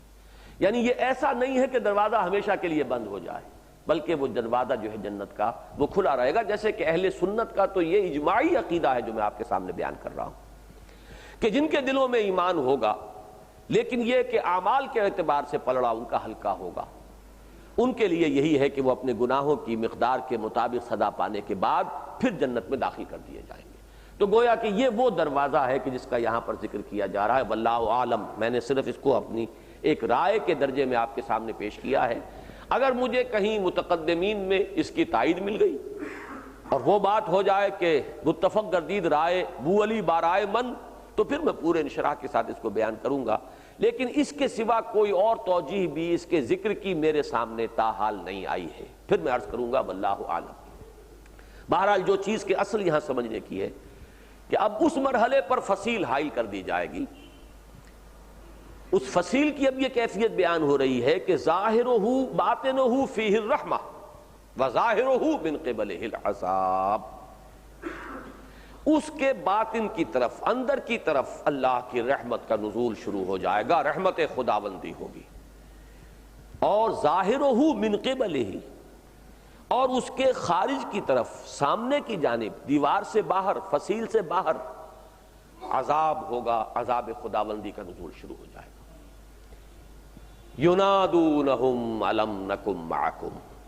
اب یہ جو آیت ہے یہ ہے اس سورہ مبارکہ کی، بلکہ مجھے یہ کہنے دیجئے کہ پورے قرآن حکیم کی جو جامع ترین آیات ہیں ان میں سے ایک آیت یہ بھی ہے، موسٹ پروفاؤنڈ۔ ینادونہم الم نکم معکم، وہ پکاریں گے اب فریاد کے انداز میں، چیخیں گے، چلائیں گے، کہیں گے کہ کیا ہم تمہارے ساتھ نہ تھے؟ دنیا میں تو ساتھ تھے، جیسا کہ میں نے ابھی نقشہ کھینچا، عبداللہ ابن ابی اور ابو بکر صدیق رضی اللہ تعالی عنہ، وہ تو ایک ہی صف میں تھے، دنیا میں تو ساتھ تھے، مسلمان سمجھے جاتے تھے۔ فار آل لیگل پرپزز اے منافق از اے مسلم، مسلمان ہے، قانونی طور پر مسلمان ہے، تو وہ اس کا حوالہ دیں گے کہ دنیا میں ہم ساتھ تھے، چلیے ہمارا عمل میں کچھ معاملہ کمزور رہ گیا، ہم پیچھے رہ گئے، لیکن یہ تو مستقل مفارقت ہو رہی ہے، علیحدگی ہو رہی ہے، یہ دودھ کا دودھ اور پانی کے پانی کے انداز میں ہمیں علیحدہ کر دیا گیا ہے۔ ینادونہم الم نکم معکم قالوا بلا۔ اب یہاں قالو ہے، یہاں پوری وضاحت اور صراحت کے ساتھ ہے کہ یہ جواب اہل ایمان کا ہے۔ قالوا بلا، وہ کہیں گے کیوں نہیں، بالکل تم ہمارے ساتھ تھے۔ وَلَكِنَّكُمْ فَتَنْتُمْ أَنفُسَكُمْ وَتَرَبَّصْتُمْ وَارْتَبْتُمْ وَغَرَّتْكُمُ الْأَمَانِيُّ حَتَّى جَاءَ أَمْرُ اللَّهِ وَغَرَّكُمْ بِاللَّهِ الْغَرُورُ۔ یہ ہے وہ الفاظ جس کے بارے میں عرض کر رہا ہوں کہ موسٹ پروفاؤنڈ، نہایت معنی خیز، اس میں حکمت کے بڑے بڑے سمندر ہیں کہ جو کوزوں کے اندر بند کر دیے گئے ہیں۔ اس کی ایک اکثر و بیشتر جو میں نے دیکھا ہے، یہ تفسیر اور تشریح یا تعبیر کی گئی ہے اس انداز میں کہ گویا کہ یہ تمام چیزیں بیک وقت ہیں، ان منافقین کے یہ اوصاف ہیں جن کو جمع کیا جا رہا ہے، جیسے کہ ایک ہی چیز کے اندر بہت سے اوصاف مجتمع ہیں، جمع ہیں، تو آپ ایک وقت میں ان سب کو بیان کر دیں۔ ظاہر بات ہے کہ بیان کے اندر کوئی چیز پہلے آئے گی، کوئی بعد میں آئے گی، کوئی تیسرے نمبر پر آئے گی، لیکن اس میں کوئی اس تقدیم و تاخیر میں کوئی خصوصی حکمت نہیں ہوتی، کوئی خصوصی مقصد نہیں ہوتا۔ اکثر و بیشتر حضرات نے اس انداز میں تفسیر کی ہے ان الفاظ کی، ان مبارکہ کی۔ مجھے اس میں ذرا گہرائی میں اتر کر اس حقیقت کا مشاہدہ حاصل ہوا ہے کہ اس میں در حقیقت مرض نفاق کے ارتقائی مراحل کا بیان ہے. یہ شروع کہاں سے ہوتا ہے، پھر کیا ہوتا ہے، پھر کیا ہوتا ہے. میں نے بارہا بیان کیا ہے، جو حضرات میرے دروس میں شرکت کرتے رہے ہیں، جو انہوں نے کیسٹ سے سنے ہیں، کہ یہ نفاق جو ہے اس کی مثال مرض کی ہے، بیماری کی ہے، اور مرض میں بھی خاص طور پر ٹی بی کا مرض. ٹی بی کے بارے میں آپ کو معلوم ہے آج کل تو خیر یہ قابل علاج امراض میں سے ہے، کوئی ایسا خوفناک مرض نہیں رہا ہے، لیکن ایک زمانہ تھا کہ جس کو ایک دفعہ تشخیص ہو گئی گویا کہ اس کے بارے میں معلوم ہوا کہ اب یہ جو بھی دن رہنے ہیں اس کو ہمارے مابین رہنا ہے، باقی یہ کہ کوئی علاج نہیں ہے. پھر اس میں سٹیجز گنی جاتی تھی. ٹی بی ابھی فرسٹ سٹیج میں ہے، سیکنڈ سٹیج میں آ گئی، تھرڈ سٹیج میں آ گئی، اب لا علاج ہو چکی، بالکل کوئی سوال ہی نہیں. اسی طرح اس مرض نفاق کے بھی سٹیجز ہیں، اور 3 ہی ہیں. زیادہ تفصیل سے تو یہ بات آئے گی زیر بحث سورہ منافقون، اسی سلسلہ سور میں سورتوں کے اس مدنی گلدستے کے اندر ایک سورہ منافقون بھی ہے. اس کا تو اصل موضوع ہی یہ ہے، یوں سمجھیے کہ اس ایک آیت کی شرح ہے وہاں پر جو کی گئی ہے 8 آیات کے اندر. لیکن یہ کہ یہاں نہایت جامعیت کے ساتھ ایک آیت کے اس حصے کے اندر اس مرض کے جو تدریجی مراحل ہیں ان کو بیان کر دیا گیا ہے. میں نے اس بات کو بھی غلط نہیں کہا ہے، وہ بھی ایک ہے. معنی اور مفہوم کے اندر بھی بہت سے درجے ہوتے ہیں. جیسے انسان متفاوت ہیں اپنے فہم کی سطح کے اعتبار سے، ایسے ہی ایک ہی بات کے اندر بھی معانی کی مختلف سطحیں ہوتی ہیں. تو پہلی سطح کو بھی ہم غلط نہیں کہیں گے، لیکن یہ کہ اور ذرا گہرائی میں جا کر جو سطح سامنے آ رہی ہے وہ بہرحال اپنی جگہ پر اس کا ایک امتیازی مقام ہوگا. تو میں اسے بھی غلط نہیں کہہ رہا کہ یہ اوصاف ہیں، یہ منافقت کے یہ اوصاف ہیں. وَلَٰكِنَّكُمْ فَتَنْتُمْ أَنفُسَكُمْ وَتَرَبَّصْتُمْ وَارْتَبْتُمْ وَغَرَّتْكُمُ الْأَمَانِيُّ حَتَّىٰ جَاءَ أَمْرُ اللَّهِ. بالکل اسی طرح کی آیت آگے چل کر آئے گی. اعلموا انما الحیات الدنیا لعب ولہو وزینۃ وتفاخر بینکم وتکاثر فی الاموال والاولاد. وہاں بھی ایک انداز تفسیر کا جو اکثر و بیشتر حضرات نے اختیار کیا وہ یہی ہے کہ یہ دنیا کی زندگی کی یہ کیفیات ہیں. خاص طور پر یہ کہ تدریجاً یہ کیفیات آتی ہیں، عمر کے مختلف مراحل میں ایک ایک مرحلے میں ایک ایک چیز نمایاں ہو کر آتی ہے. یہ بہرحال کسی کی نگاہ وہاں تک نہیں گئی ہے، کسی کی نگاہ گئی ہے. اسی طرح یہاں سمجھ لیجئے کہ یہ در حقیقت مرض نفاق کے جو تدریجی مراحل ہیں، درجہ بدرجہ جن سے ہو کر یہ اپنی پوری انتہا کو پہنچتا ہے، تھرڈ سٹیج تک پہنچتا ہے، ان کو نہایت ہی حکیمانہ انداز میں یہاں جمع کر دیا گیا. اب غور کیجئے، پہلی بات کیا ہے؟ وَلَٰكِنَّكُمْ فَتَنْتُمْ أَنفُسَكُمْ. لیکن تم نے اپنے آپ کو فتنوں میں ڈالا، خود اپنے آپ کو اپنے ہاتھوں فتنے میں مبتلا کیا. کیا مفہوم ہے اس کا؟ لفظ فتنہ کی قرآن مجید میں 3 نسبتیں ملیں گی، نوٹ کر لیجئے. ایک نسبت اللہ کی طرف ہے، 5 مرتبہ فتننا الفاظ آئے ہیں. فتننا، ہم نے فتنے میں ڈالا، ہم نے امتحان میں ڈالا. فتنہ کہتے ہیں آزمائش، امتحان. فتنہ جو ہے وہ کسوٹی ہے جس پر کہ پرکھا جائے کہ آیا یہ زر خالص ہے یا اس میں کھوٹ ہے. تو کوئی بھی حالت جس میں کہ کسی انسان کے ایمان کا امتحان ہو جائے، پتہ چل جائے یہ کتنے پانی میں ہے، اس میں ایمان ہے یا نہیں ہے، اس میں اللہ پر اعتماد ہے یا نہیں ہے، اس میں اللہ پر توکل ہے یا نہیں ہے، اس میں آخرت کا یقین ہے یا نہیں ہے، اس میں واقعی رسول پر ایمان ہے یا نہیں ہے. یہ چیز جس چیز سے ثابت ہو جائے گی وہ فتنہ ہے. اب ایک تو نسبت ہے اللہ کی طرف سے، اور وہ نسبت اتنی ظاہر و باہر ہے کہ اللہ نے یہ زندگی ہماری رکھی ہی فتنے کے لیے، امتحان کے لیے، آزمائش کے لیے. خلق الموت والحیات لیبلوکم ایکم احسن عملا. ہم نے یہ زندگی اور موت کا سلسلہ بنایا اس لیے کہ تمہیں آزمائیں، تمہارا امتحان لیں، تمہاری آزمائش کریں، تمہیں جانچیں پرکھیں کہ کون ہے تم میں سے اچھے اعمال کرنے والے. لہذا فتنے کی ایک نسبت ہے اللہ کی طرف. مثلا سورہ انعام میں فرمایا وَكَذَلِكَ فَتَنَّا بَعْضَهُمْ بِبَعْضٍ. 5 میں سے صرف 2 مثالیں میں یہاں بیان کر رہا ہوں. اسی طرح ہم نے بعض کو بعض کے ذریعے سے آزمایا ہے. کوئی کسی پر ظلم کر رہا ہے، ابو جہل ہے جو مار رہا ہے اور تعذیب دے رہا ہے اور پرسیکیوٹ کر رہا ہے، تشدد کر رہا ہے حضرت سمیہ پر اور حضرت یاسر پر رضی اللہ تعالی عنہما. تو ابو جہل کے ذریعے سے اللہ آزما رہا ہے اپنے ان 2 بندوں کو. ورنہ اللہ تعالیٰ کی طرف سے اذن نہ ہو تو ابو جہل کا ہاتھ وہیں شل ہو جاتا، وہ کوڑا اٹھائے مارنے کے لیے اور ہاتھ وہیں شل ہو جائے، لیکن نہیں، اذن رب ہے، پتہ تک جنبش نہیں کرتا جب تک کہ اذن رب نہ ہو۔ تو ابو جہل کے ذریعے سے اللہ آزما رہا ہے اپنے ان مومن بندوں کو کہ ان میں کتنا یقین ہے، کتنا ایمان ہے، کتنا ثبات ہے، کتنا صبر ہے، کتنا آخرت پر یقین اور اعتماد ہے۔ اس لیے کہ حضور جب سامنے سے گزرتے تھے تو یہی فرماتے تھے نا کہ اصبروا یا آل یاسر فإن موعدکم الجنہ، اے یاسر کے گھر والوں صبر کرو، اس لیے کہ تمہارے وعدے کی جگہ جنت ہے۔ جسے یقین ہوگا جنت کا وہ تو ڈٹا رہے گا، جیسے کہ سورہ یاسین میں نقشہ کھینچا گیا ہے، قیل ادخل الجنہ قال یا لیت قومی یعلمون بما غفر لی ربی، یہ ہے۔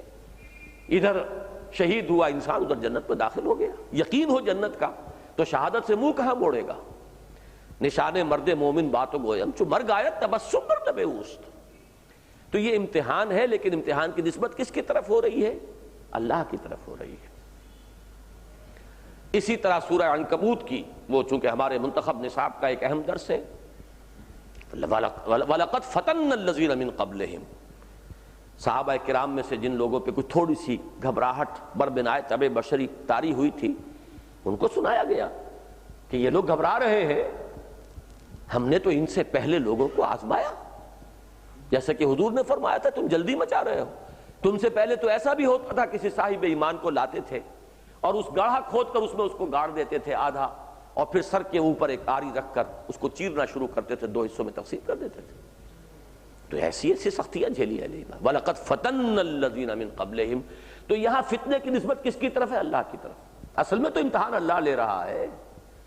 سرمد کا ایک بڑا پیارا شعر ہے، جب سرمد کو صدا ہوئی اور جلاد آیا تو اس نے جو الفاظ کہے وہ یہ تھے کہ بیا بیا من ترا خوب می شناسو، آؤ آؤ میں تمہیں خوب پہچانتا ہوں، تم جلاد نہیں ہو، میرے رب کی طرف سے اس کے بھیجے ہوئے ہو، میرا امتحان تو میرا رب لے رہا ہے، تم تو ایک ذریعہ بن گئے ہو۔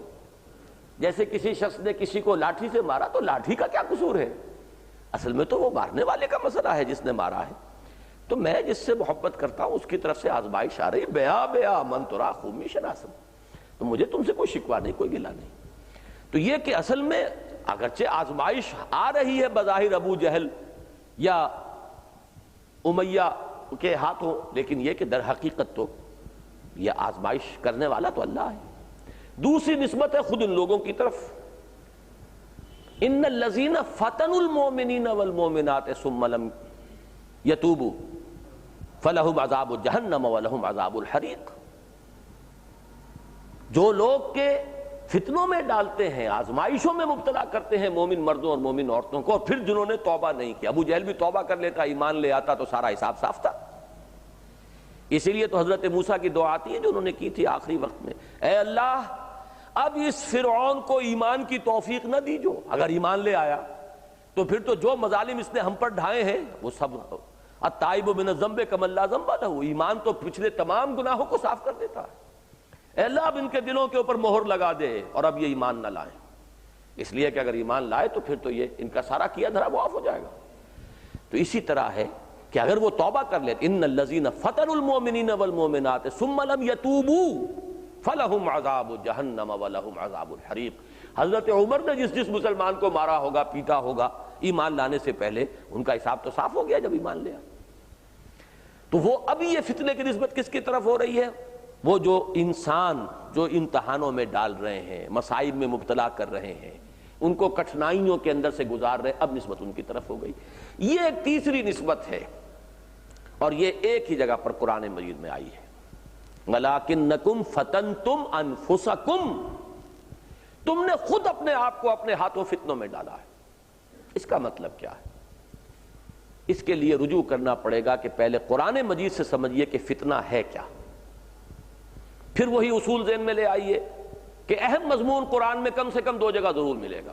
اس کی ایک مثال اور مزید آج آ گئی، سورہ تغابن جو ہم پڑھیں گے اسی سلسلے کی، سلسلہ مسبحات کی آخری صورت ہے، اس کی آیت نمبر 15 ہے، انما اموالکم واولادکم فتنہ واللہ عندہ اجر عظیم۔ جان لو تمہارے مال اور تمہاری اولادیں ہی فتنہ ہیں، انہی کے ذریعے سے تو تم آزمائے جا رہے ہو کہ آیا تمہارے دلوں میں ان کی محبت زیادہ ہو جاتی ہے یا ہماری محبت زیادہ رہتی ہے، یہی تو امتحان ہے۔ اگر مال سے محبت ہوتی ہی نہ طبعی طور پر انسان کو تو امتحان کیا تھا؟ کسی شخص میں رجولیت ہی نہیں ہے، مردمی کی طاقت ہی نہیں ہے، تو اس کا کیا امتحان ہے؟ جس میں ہے اس کے لیے امتحان ہے کہ وہ نامحرم کو دیکھ رہا ہے یا نہیں دیکھ رہا ہے، اور وہ کسی ایسے مرحلے میں کہ جہاں اسے موقع بھی مل رہا ہے، جیسے کہ حضرت یوسف علیہ السلام کا امتحان ہوا، تو یہ تو امتحان اسی کا ہوگا نا۔ جس میں وہ مادہ ہی نہیں، اس کے لیے کیا امتحان ہے؟ تو یہ جو ہے جو فرمایا گیا ہے کہ یہ محبت جو ہے یہ انسانی فطرت طبیعت کے اندر پلا دی گئی ہے۔ زُيِّنَ لِلنَّاسِ حُبُّ الشَّهَوَاتِ مِنَ النِّسَاءِ وَالْبَنِينَ وَالْقَنَاطِيرِ الْمُقَنطَرَةِ مِنَ الذَّهَبِ وَالْفِضَّةِ وَالْخَيْلِ الْمُسَوَّمَةِ وَالْأَنْعَامِ وَالْحَرْثِ، لوگوں کے لیے مزین کر دی گئی ہیں یہ محبتیں، عورتوں کی، بیویوں کی، اولاد کی، مال کی، بڑے اعلیٰ نسل کے گھوڑوں کی، اور جو مال مویشی ہیں ان کی، اور ڈھیروں سونا ہو، یہ محبت ہے۔ اسی محبت میں سارا امتحان ہے۔ رخ روشن کے آگے شمع رکھ کر وہ یہ کہتے ہیں ادھر جاتا ہے دیکھیں یا ادھر پروانہ آتا ہے۔ اگر یہ نہ ہو، اسی کو سورہ کہف میں بیان فرمایا گیا، اِنَّا جَعَلْنَا مَا عَلَى الْأَرْضِ زِينَةً لَهَا لِنَبْلُوَهُمْ أَيُّهُمْ أَحْسَنُ عَمَلًا، جو کچھ ہم نے زمین میں پیدا کیا ہے اس سے ہم نے زمین کا بناؤ سنگھار کر دیا ہے، مزین کر دیا ہے اس دنیا کو، تاکہ اب دیکھے کہ کوئی اسی کی زلف گراگیر کے اسیر ہو کر رہ جاتے ہیں یا دنیا میں رہتے ہوئے ہم سے دل لگاتے ہیں، ہم سے لو لگاتے ہیں، ہم سے محبت کرتے ہیں، ہمیں اپنا مطلوب و مقصود بناتے ہیں۔ یہی سارا امتحان۔ تو گویا کہ جس نے اپنے آپ کو مال اور اولاد کی محبت کے اندر اس درجے مبتلا کر لیا کہ اللہ اور اس کے رسول اور اللہ کی راہ میں جہاد سے محبت، ان محبتوں یہ محبت جو ہے بڑھ گئی، ان چیزوں کی محبت ان سے بڑھ گئی، اس نے اپنے آپ کو فتنے میں ڈالا۔ یہ اپنا فعل ہے، تم نے خود اپنے آپ کو فتنوں میں ڈالا۔ جیسا کہ میں نے عرض کیا تھا، فتنے کی یہ تشریح، یہ تعریف جو ہے دو جگہ آئی ہے، سورہ انفال کی آیت نمبر 28 ہے، یہاں اور زوردار وَاعْلَمُوا أَنَّمَا أَمْوَالُكُمْ وَأَوْلَادُكُمْ فِتْنَةٌ وَأَنَّ اللَّهَ عِندَهُ أَجْرٌ عَظِيمٌ۔ جان لو، اچھی طرح سمجھ لو، کان کھول کر سن لو، اس بات کو، اس کو اپنی گرہ میں باندھ لو کہ تمہارے مال اور تمہاری اولادیں ہی فتنہ ہیں۔ اصل فتنہ یہ ہے، اصل ہمارے لیے جس کو کہنا چاہیے پوٹینشل ڈینجر جو ہے، خطرے کا مقام تو یہی ہے۔ اس پر سے کوئی شخص اگر گزر گیا ہو اور اللہ اور اس کے رسول اللہ کی راہ میں جہاد کی محبت کو ان پر غالب کر دے، اس کے لیے اب کیا ہے؟ اب تو راستہ کھلا ہوا ہے، وہ تو شاہراہ پر ہے، بڑے آرام سے، بڑے آسانی سے، بڑی سے بڑی مشکلات، دیکھنے والے دنگ رہ جائیں گے کہ یہ کیسے گزرتا چلا جا رہا، وہ گزرتے چلے جائیں گے۔ تو اب یہ بات واضح ہو گئی کہ ان نفاق کا نقطہ آغاز کیا ہے؟ اپنے آپ کو مال اور اولاد کی محبت میں اتنا مبتلا کر لینا کہ اللہ اور اس کے رسول اور اللہ کی راہ میں جہاد کی محبت اس سے کم تر رہ جائے۔ اس کے بعد فرمایا وَتَرَبَّصْتُمْ۔ اب یہ واو جو ہے یہ محض واو عطف بھی ہو سکتا ہے، لیکن اس کے اندر ایک ترتیب اور تدریج کا پہلو بھی ہو سکتا ہے، جس کی طرف میرا ذہن منتقل ہوا اور وہ میں آپ کے سامنے رکھ رہا ہوں۔ در حقیقت تربص اس کا نتیجہ ہے۔ جب یہ کیفیت ہو جائے گی تو اب تربص پیدا ہو جائے گا۔ تربص کے لفظی معنی انتظار کے ہیں، لیکن اس کا نتیجہ کیا ہوتا ہے؟ گو مگو، چلوں نہ چلوں، بڑھوں کہ نہ بڑھوں، قدم بڑھاؤں یا نہ بڑھاؤں، تپتی راہیں مجھ کو پکاریں، دامن پکڑے چھاؤں گھنیری۔ یہ جو کشمکش انسان کی ہوتی ہے، ایک طرف چاہتا بھی ہے انسان کہ میں آگے بڑھوں، اللہ کی راہ میں سرفروشی کروں، لیکن دوسری طرف مال اور جان کی محبت اور اولاد کی محبت جو ہے وہ بیڑی بن کر پڑی ہوئی ہے پاؤں کے اندر، وہ چلنے نہیں دیتی۔ تپتی راہیں مجھ کو پکاریں، ایک احساس فرض ہے جو پکار رہا ہے، لیکن دامن پکڑے چھاؤں گھنیری، چھاؤں میں بیٹھے ہوئے ہیں، کہاں تپتی راہوں پر جانا ہے، بیٹھے رہو۔ یہ کشمکش ہے۔ ایمان مجھے روکے ہے تو کھینچے ہے مجھے کفر، کعبہ میرے پیچھے ہے کلیسا میرے آگے۔ یہی تو ہے ساری کشمکش۔ ہر شخص ہر وقت اس کشمکش میں مبتلا ہے۔ اگر وہ یکسو ہو گیا ہے، اس کی پرائرٹیز معین ہو گئی، اللہ، اس کا رسول، اللہ کی راہ میں جہاد مقدم ہر حال میں، باقی ساری چیزیں نفی نہیں ہے۔ یہ نہیں ہے کہ اولاد سے محبت نہ کرو، یہ کبھی نہیں کہا گیا کہ بیوی سے محبت نہ کرو، لیکن یہ محبت ثانوی ہو جائے، مقدم ہو، پہلے ہو محبت اللہ کی اور اس کے رسول کی اور اس کی راہ میں جہاد کی، تو آدمی یکسو رہے گا، آگے بڑھتا رہے گا۔ ہرچہ باد آباد ماں کشتی دراب انداختیں۔ اور اگر کہیں یہ کیفیت نہیں ہے تو پھر وہی گو مگو، وہی تربص۔ دیکھیں ذرا تیل دیکھو، تیل کی دھار دیکھو، ابھی ذرا دیکھو اونٹ کس کروٹ بیٹھتا ہے۔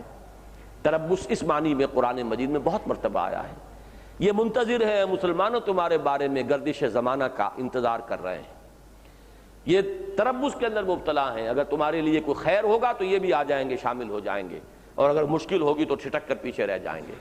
جیسے کہتے ہیں لڑنے والوں میں پیچھے اور بھاگنے والوں میں آگے، یہ انداز جو ہے یہ ہے در حقیقت وہ تربص۔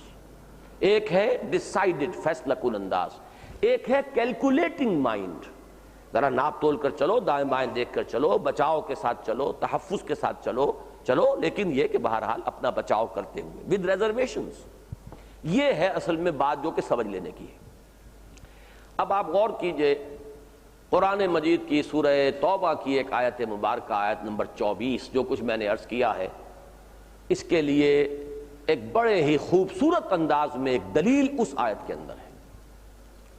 قُلْ إِنْ كَانَ آبَاؤُكُمْ وَأَبْنَاؤُكُمْ وَإِخْوَانُكُمْ وَأَزْوَاجُكُمْ وَعَشِيرَتُكُمْ وَأَمْوَالٌ اقْتَرَفْتُمُوهَا وَتِجَارَةٌ تَخْشَوْنَ كَسَادَهَا وَمَسَاكِنُ تَرْضَوْنَهَا احب الیکم من اللہ ورسولہ وجہاد فی سبیلہ فتربصوا حتی یاتی اللہ بامرہ واللہ لا یہدی القوم الفاسقین۔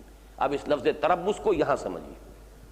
اے نبی ان سے کہہ دیجئے اگر تمہیں اپنے باپ اور اپنے بیٹے اور اپنے بھائی اور اپنی بیویاں اور اپنے رشتہ دار، ان 5 کو جمع کر لیجئے، علائق دنیاوی، تعلقات، محبتیں، باپ کی محبت، بیٹے کی محبت، بیوی کی محبت، بھائی کی محبت، رشتہ دار اور قوم اور قبیلے کی محبت، یہ تعلقات ہیں دنیاوی، علائق دنیاوی۔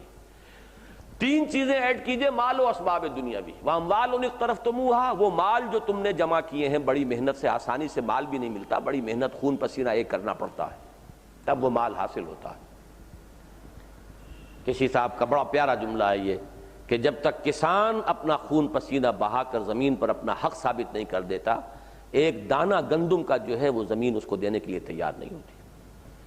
ہل چلاتا ہے، کھیتی کو سینچتا ہے، کتنی حفاظت کرتا ہے، پھر کاٹتا ہے، تب وہ گندم ملتی ہے، کچھ نہیں ملتا بغیر محنت کے۔ تو محنت سے مال حاصل کیے گئے۔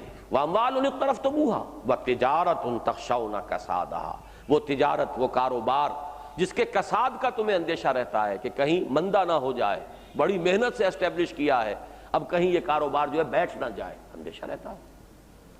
وَمَسَاكِنُ تَرْضَوْنَهَا، اور وہ مسکن، وہ جائیدادیں، وہ مکانات، وہ حویلیاں، وہ کوٹھیاں جو تم نے بنائی ہیں بڑی پسند ہیں، اور بڑے ہی ارمانوں کے ساتھ ان کو فرنش کیا ہے، ڈیکوریٹ کیا ہے، پیسے تھوپے ہیں اوپر، یہ سب کچھ جو کیا ہے، یہ 8 محبتیں ہو گئیں، 5 علائق دنیاوی، 3 مال و اسباب دنیاوی، ان کو ایک پرڑے میں ڈالو اور 3 محبتوں کو دوسرے پرڑے میں ڈالو، اللہ کی محبت، اس کے رسول کی محبت اور اللہ کی راہ میں جہاد کی محبت۔ اب دیکھو کون سا پلڑا جو ہے وہ بھاری ہے۔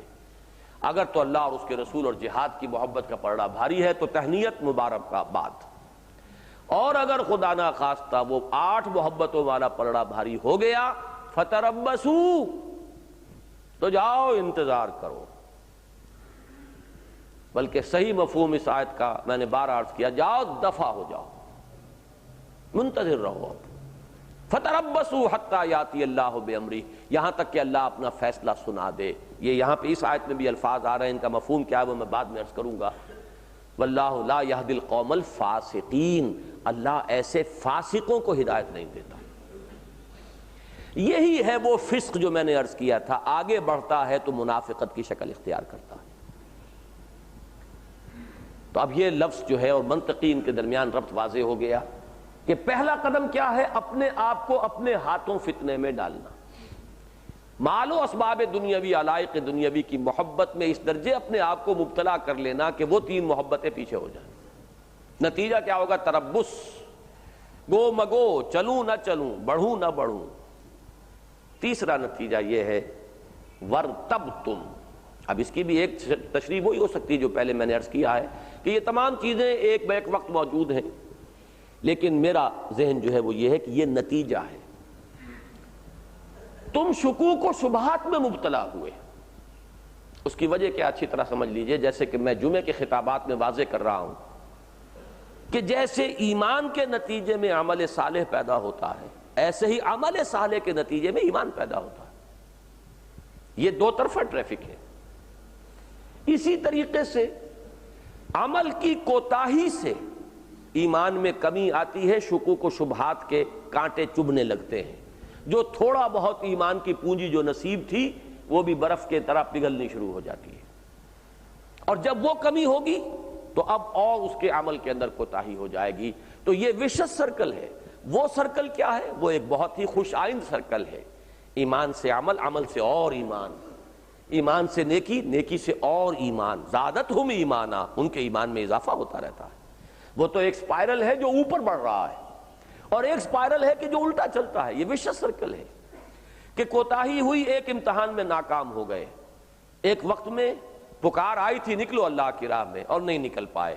اس کا نتیجہ یہ نکلے گا جو تھوڑی بہت پونجی تھی ایمان کی اب وہ بھی تمہارے ہاتھ سے ضائع ہوگی، اس میں بھی شکوک و شبہات کے کانٹے چبھ جائیں گے. ورتبتم، یہ در حقیقت تیسرا نتیجہ ہے اس کا.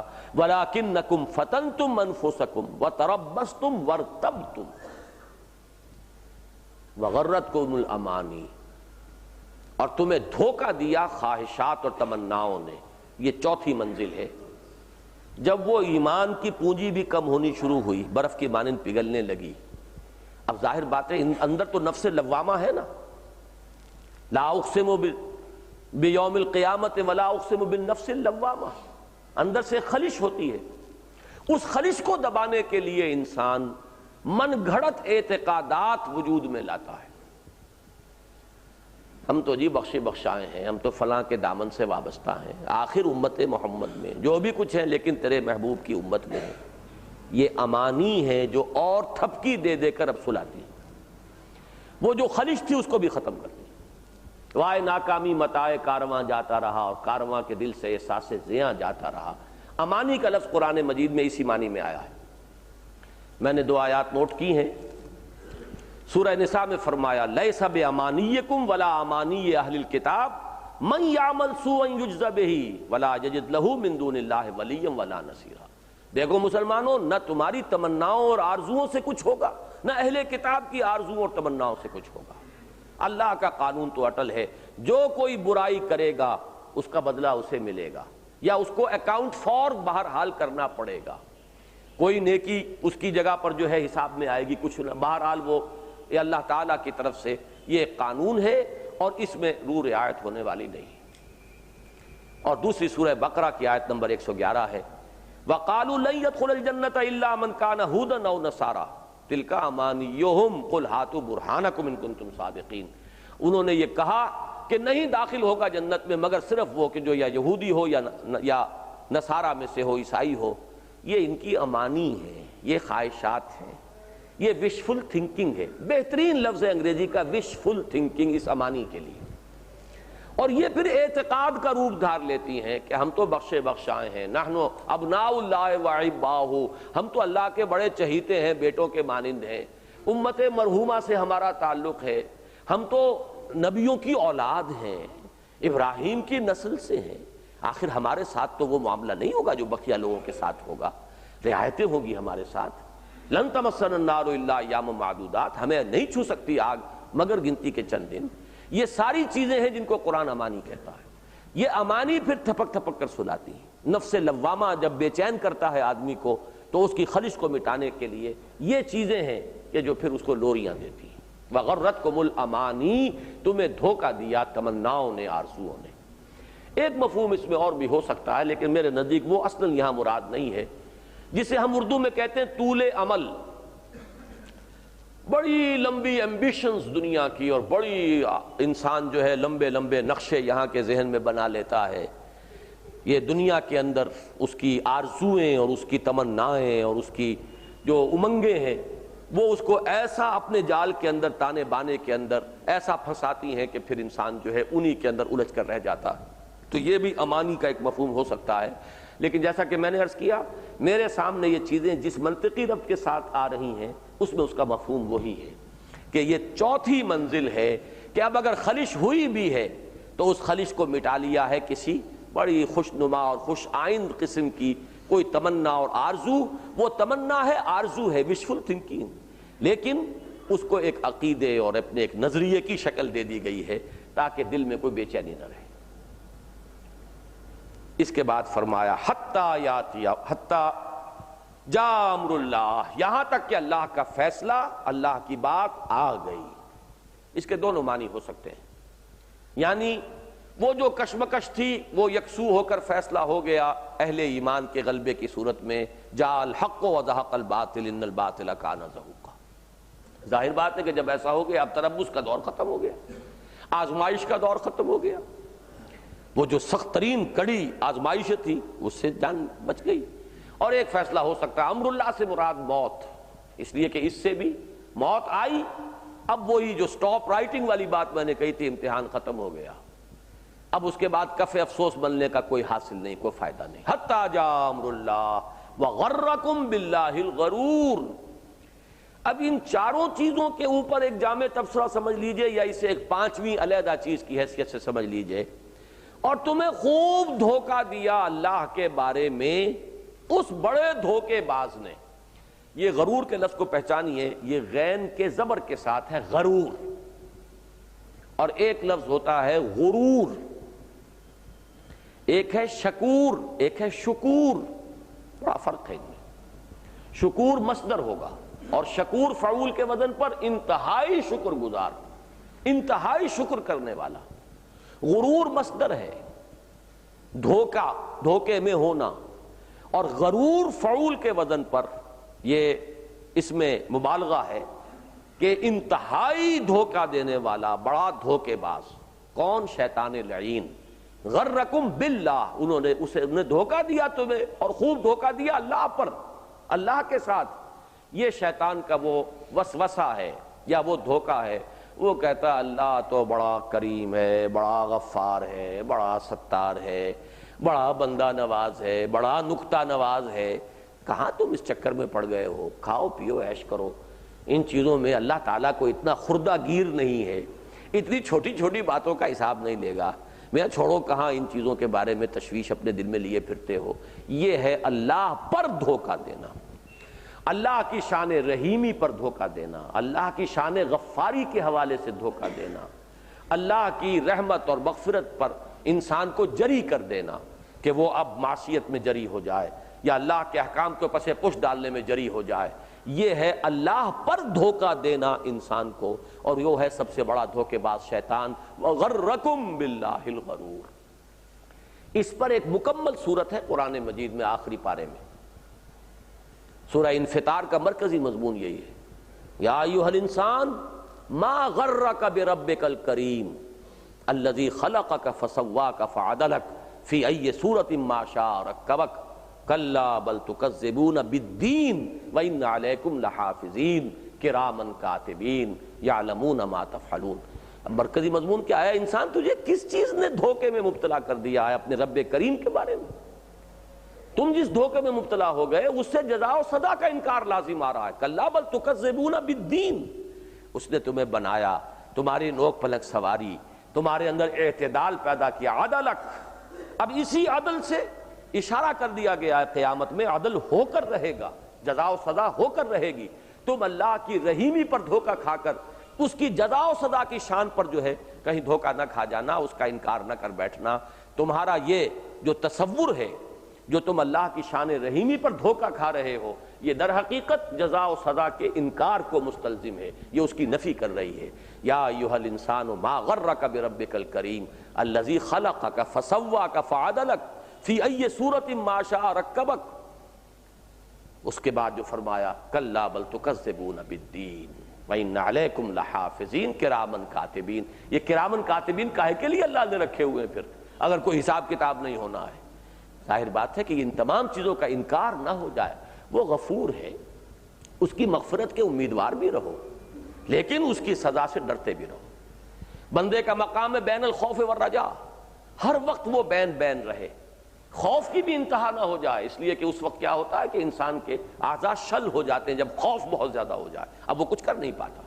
کچھ نہ کچھ امید بھی رہے اللہ تعالیٰ کی شان غفاری کی، لیکن شان غفاری کے اوپر بھی اتنا انسان دھوکہ نہ کھا جائے کہ پھر جری ہو جائے معصیت پر اور عملی تقاضوں کو پورا کرنے سے بالکل پہلوتی ہی اختیار کر لے.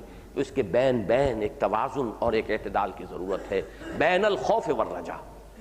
اب یہ ہیں وہ 5 الفاظ جن کے بارے میں میں نے عرض کیا کہ موسٹ پروفاؤنڈ، یہ ہے درجہ بدرجہ نفاق کا مرض جیسے رفتہ رفتہ پہنچتا ہے. ایک ہی دن میں آدمی 100% منافق نہیں بن جایا کرتا. ایسے بھی لوگ ہو سکتے ہیں دھوکہ دینے ہی کے لیے داخل ہوئے ہوں، نیت ہی ان کی جو ہے دھوکے کی ہو. ایسے بھی ہو سکتے ہیں کہ جو ان منزلوں کو بڑی برق رفتاری سے طے کر جائیں، جیسے کہ عبداللہ ابن ابی کا معاملہ ہے. لیکن یہ کہ تدریجاً بھی یہ ٹی بی پہلے درجے کی، پھر دوسرے درجے کی، پھر تیسرے درجے کی ہوتے ہوئے یہاں تک پہنچتی ہے کہ اب انجام کیا ہے.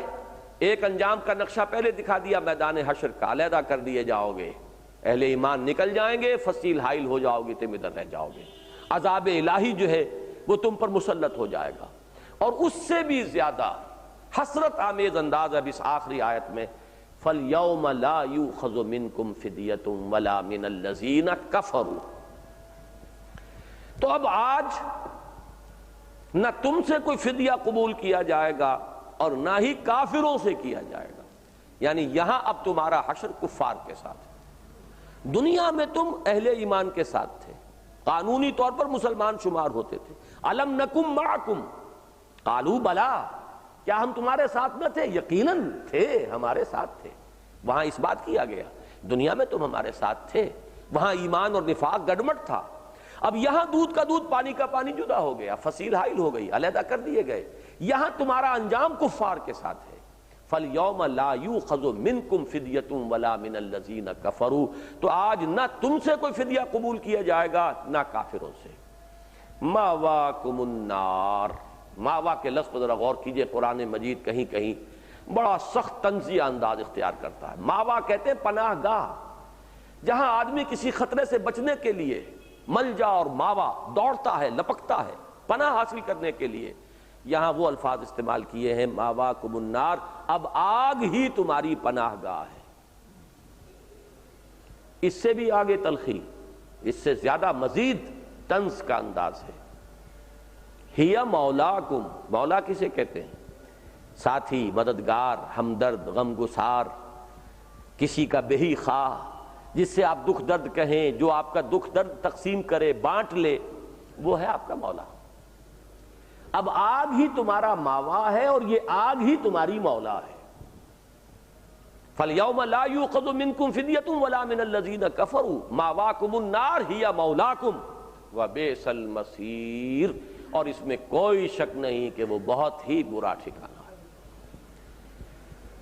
اللہ کا شکر ہے، مجھے تو اندیشہ ہو گیا تھا کہ شاید آج ہم اپنے پروگرام کے مطابق اپنا جو حصہ ہے آج کے سبق کا اس کو مکمل نہ کر پائیں. اللہ کا فضل ہے کہ ہم نے پورا کر لیا ہے اور وقت کی جو لمٹ ہم نے طے کی تھی اسی کے اندر کر لیا ہے. اللہ تعالیٰ سے دعا کرنی چاہیے اللہم طہر قلوبنا من النفاق. اے اللہ ہمارے دلوں میں اگر کوئی آلودگی، کوئی آلائش نفاق کی ہو گئی ہے پروردگار اس کو پاک کر دے. ربنا طہر قلوبنا من النفاق واعمالنا من الرياء والسنتنا من الكذب واعیننا من الخیانہ فإنك تعلم خائنة الأعین وما تخفی الصدور برحمتك یا ارحم الراحمین.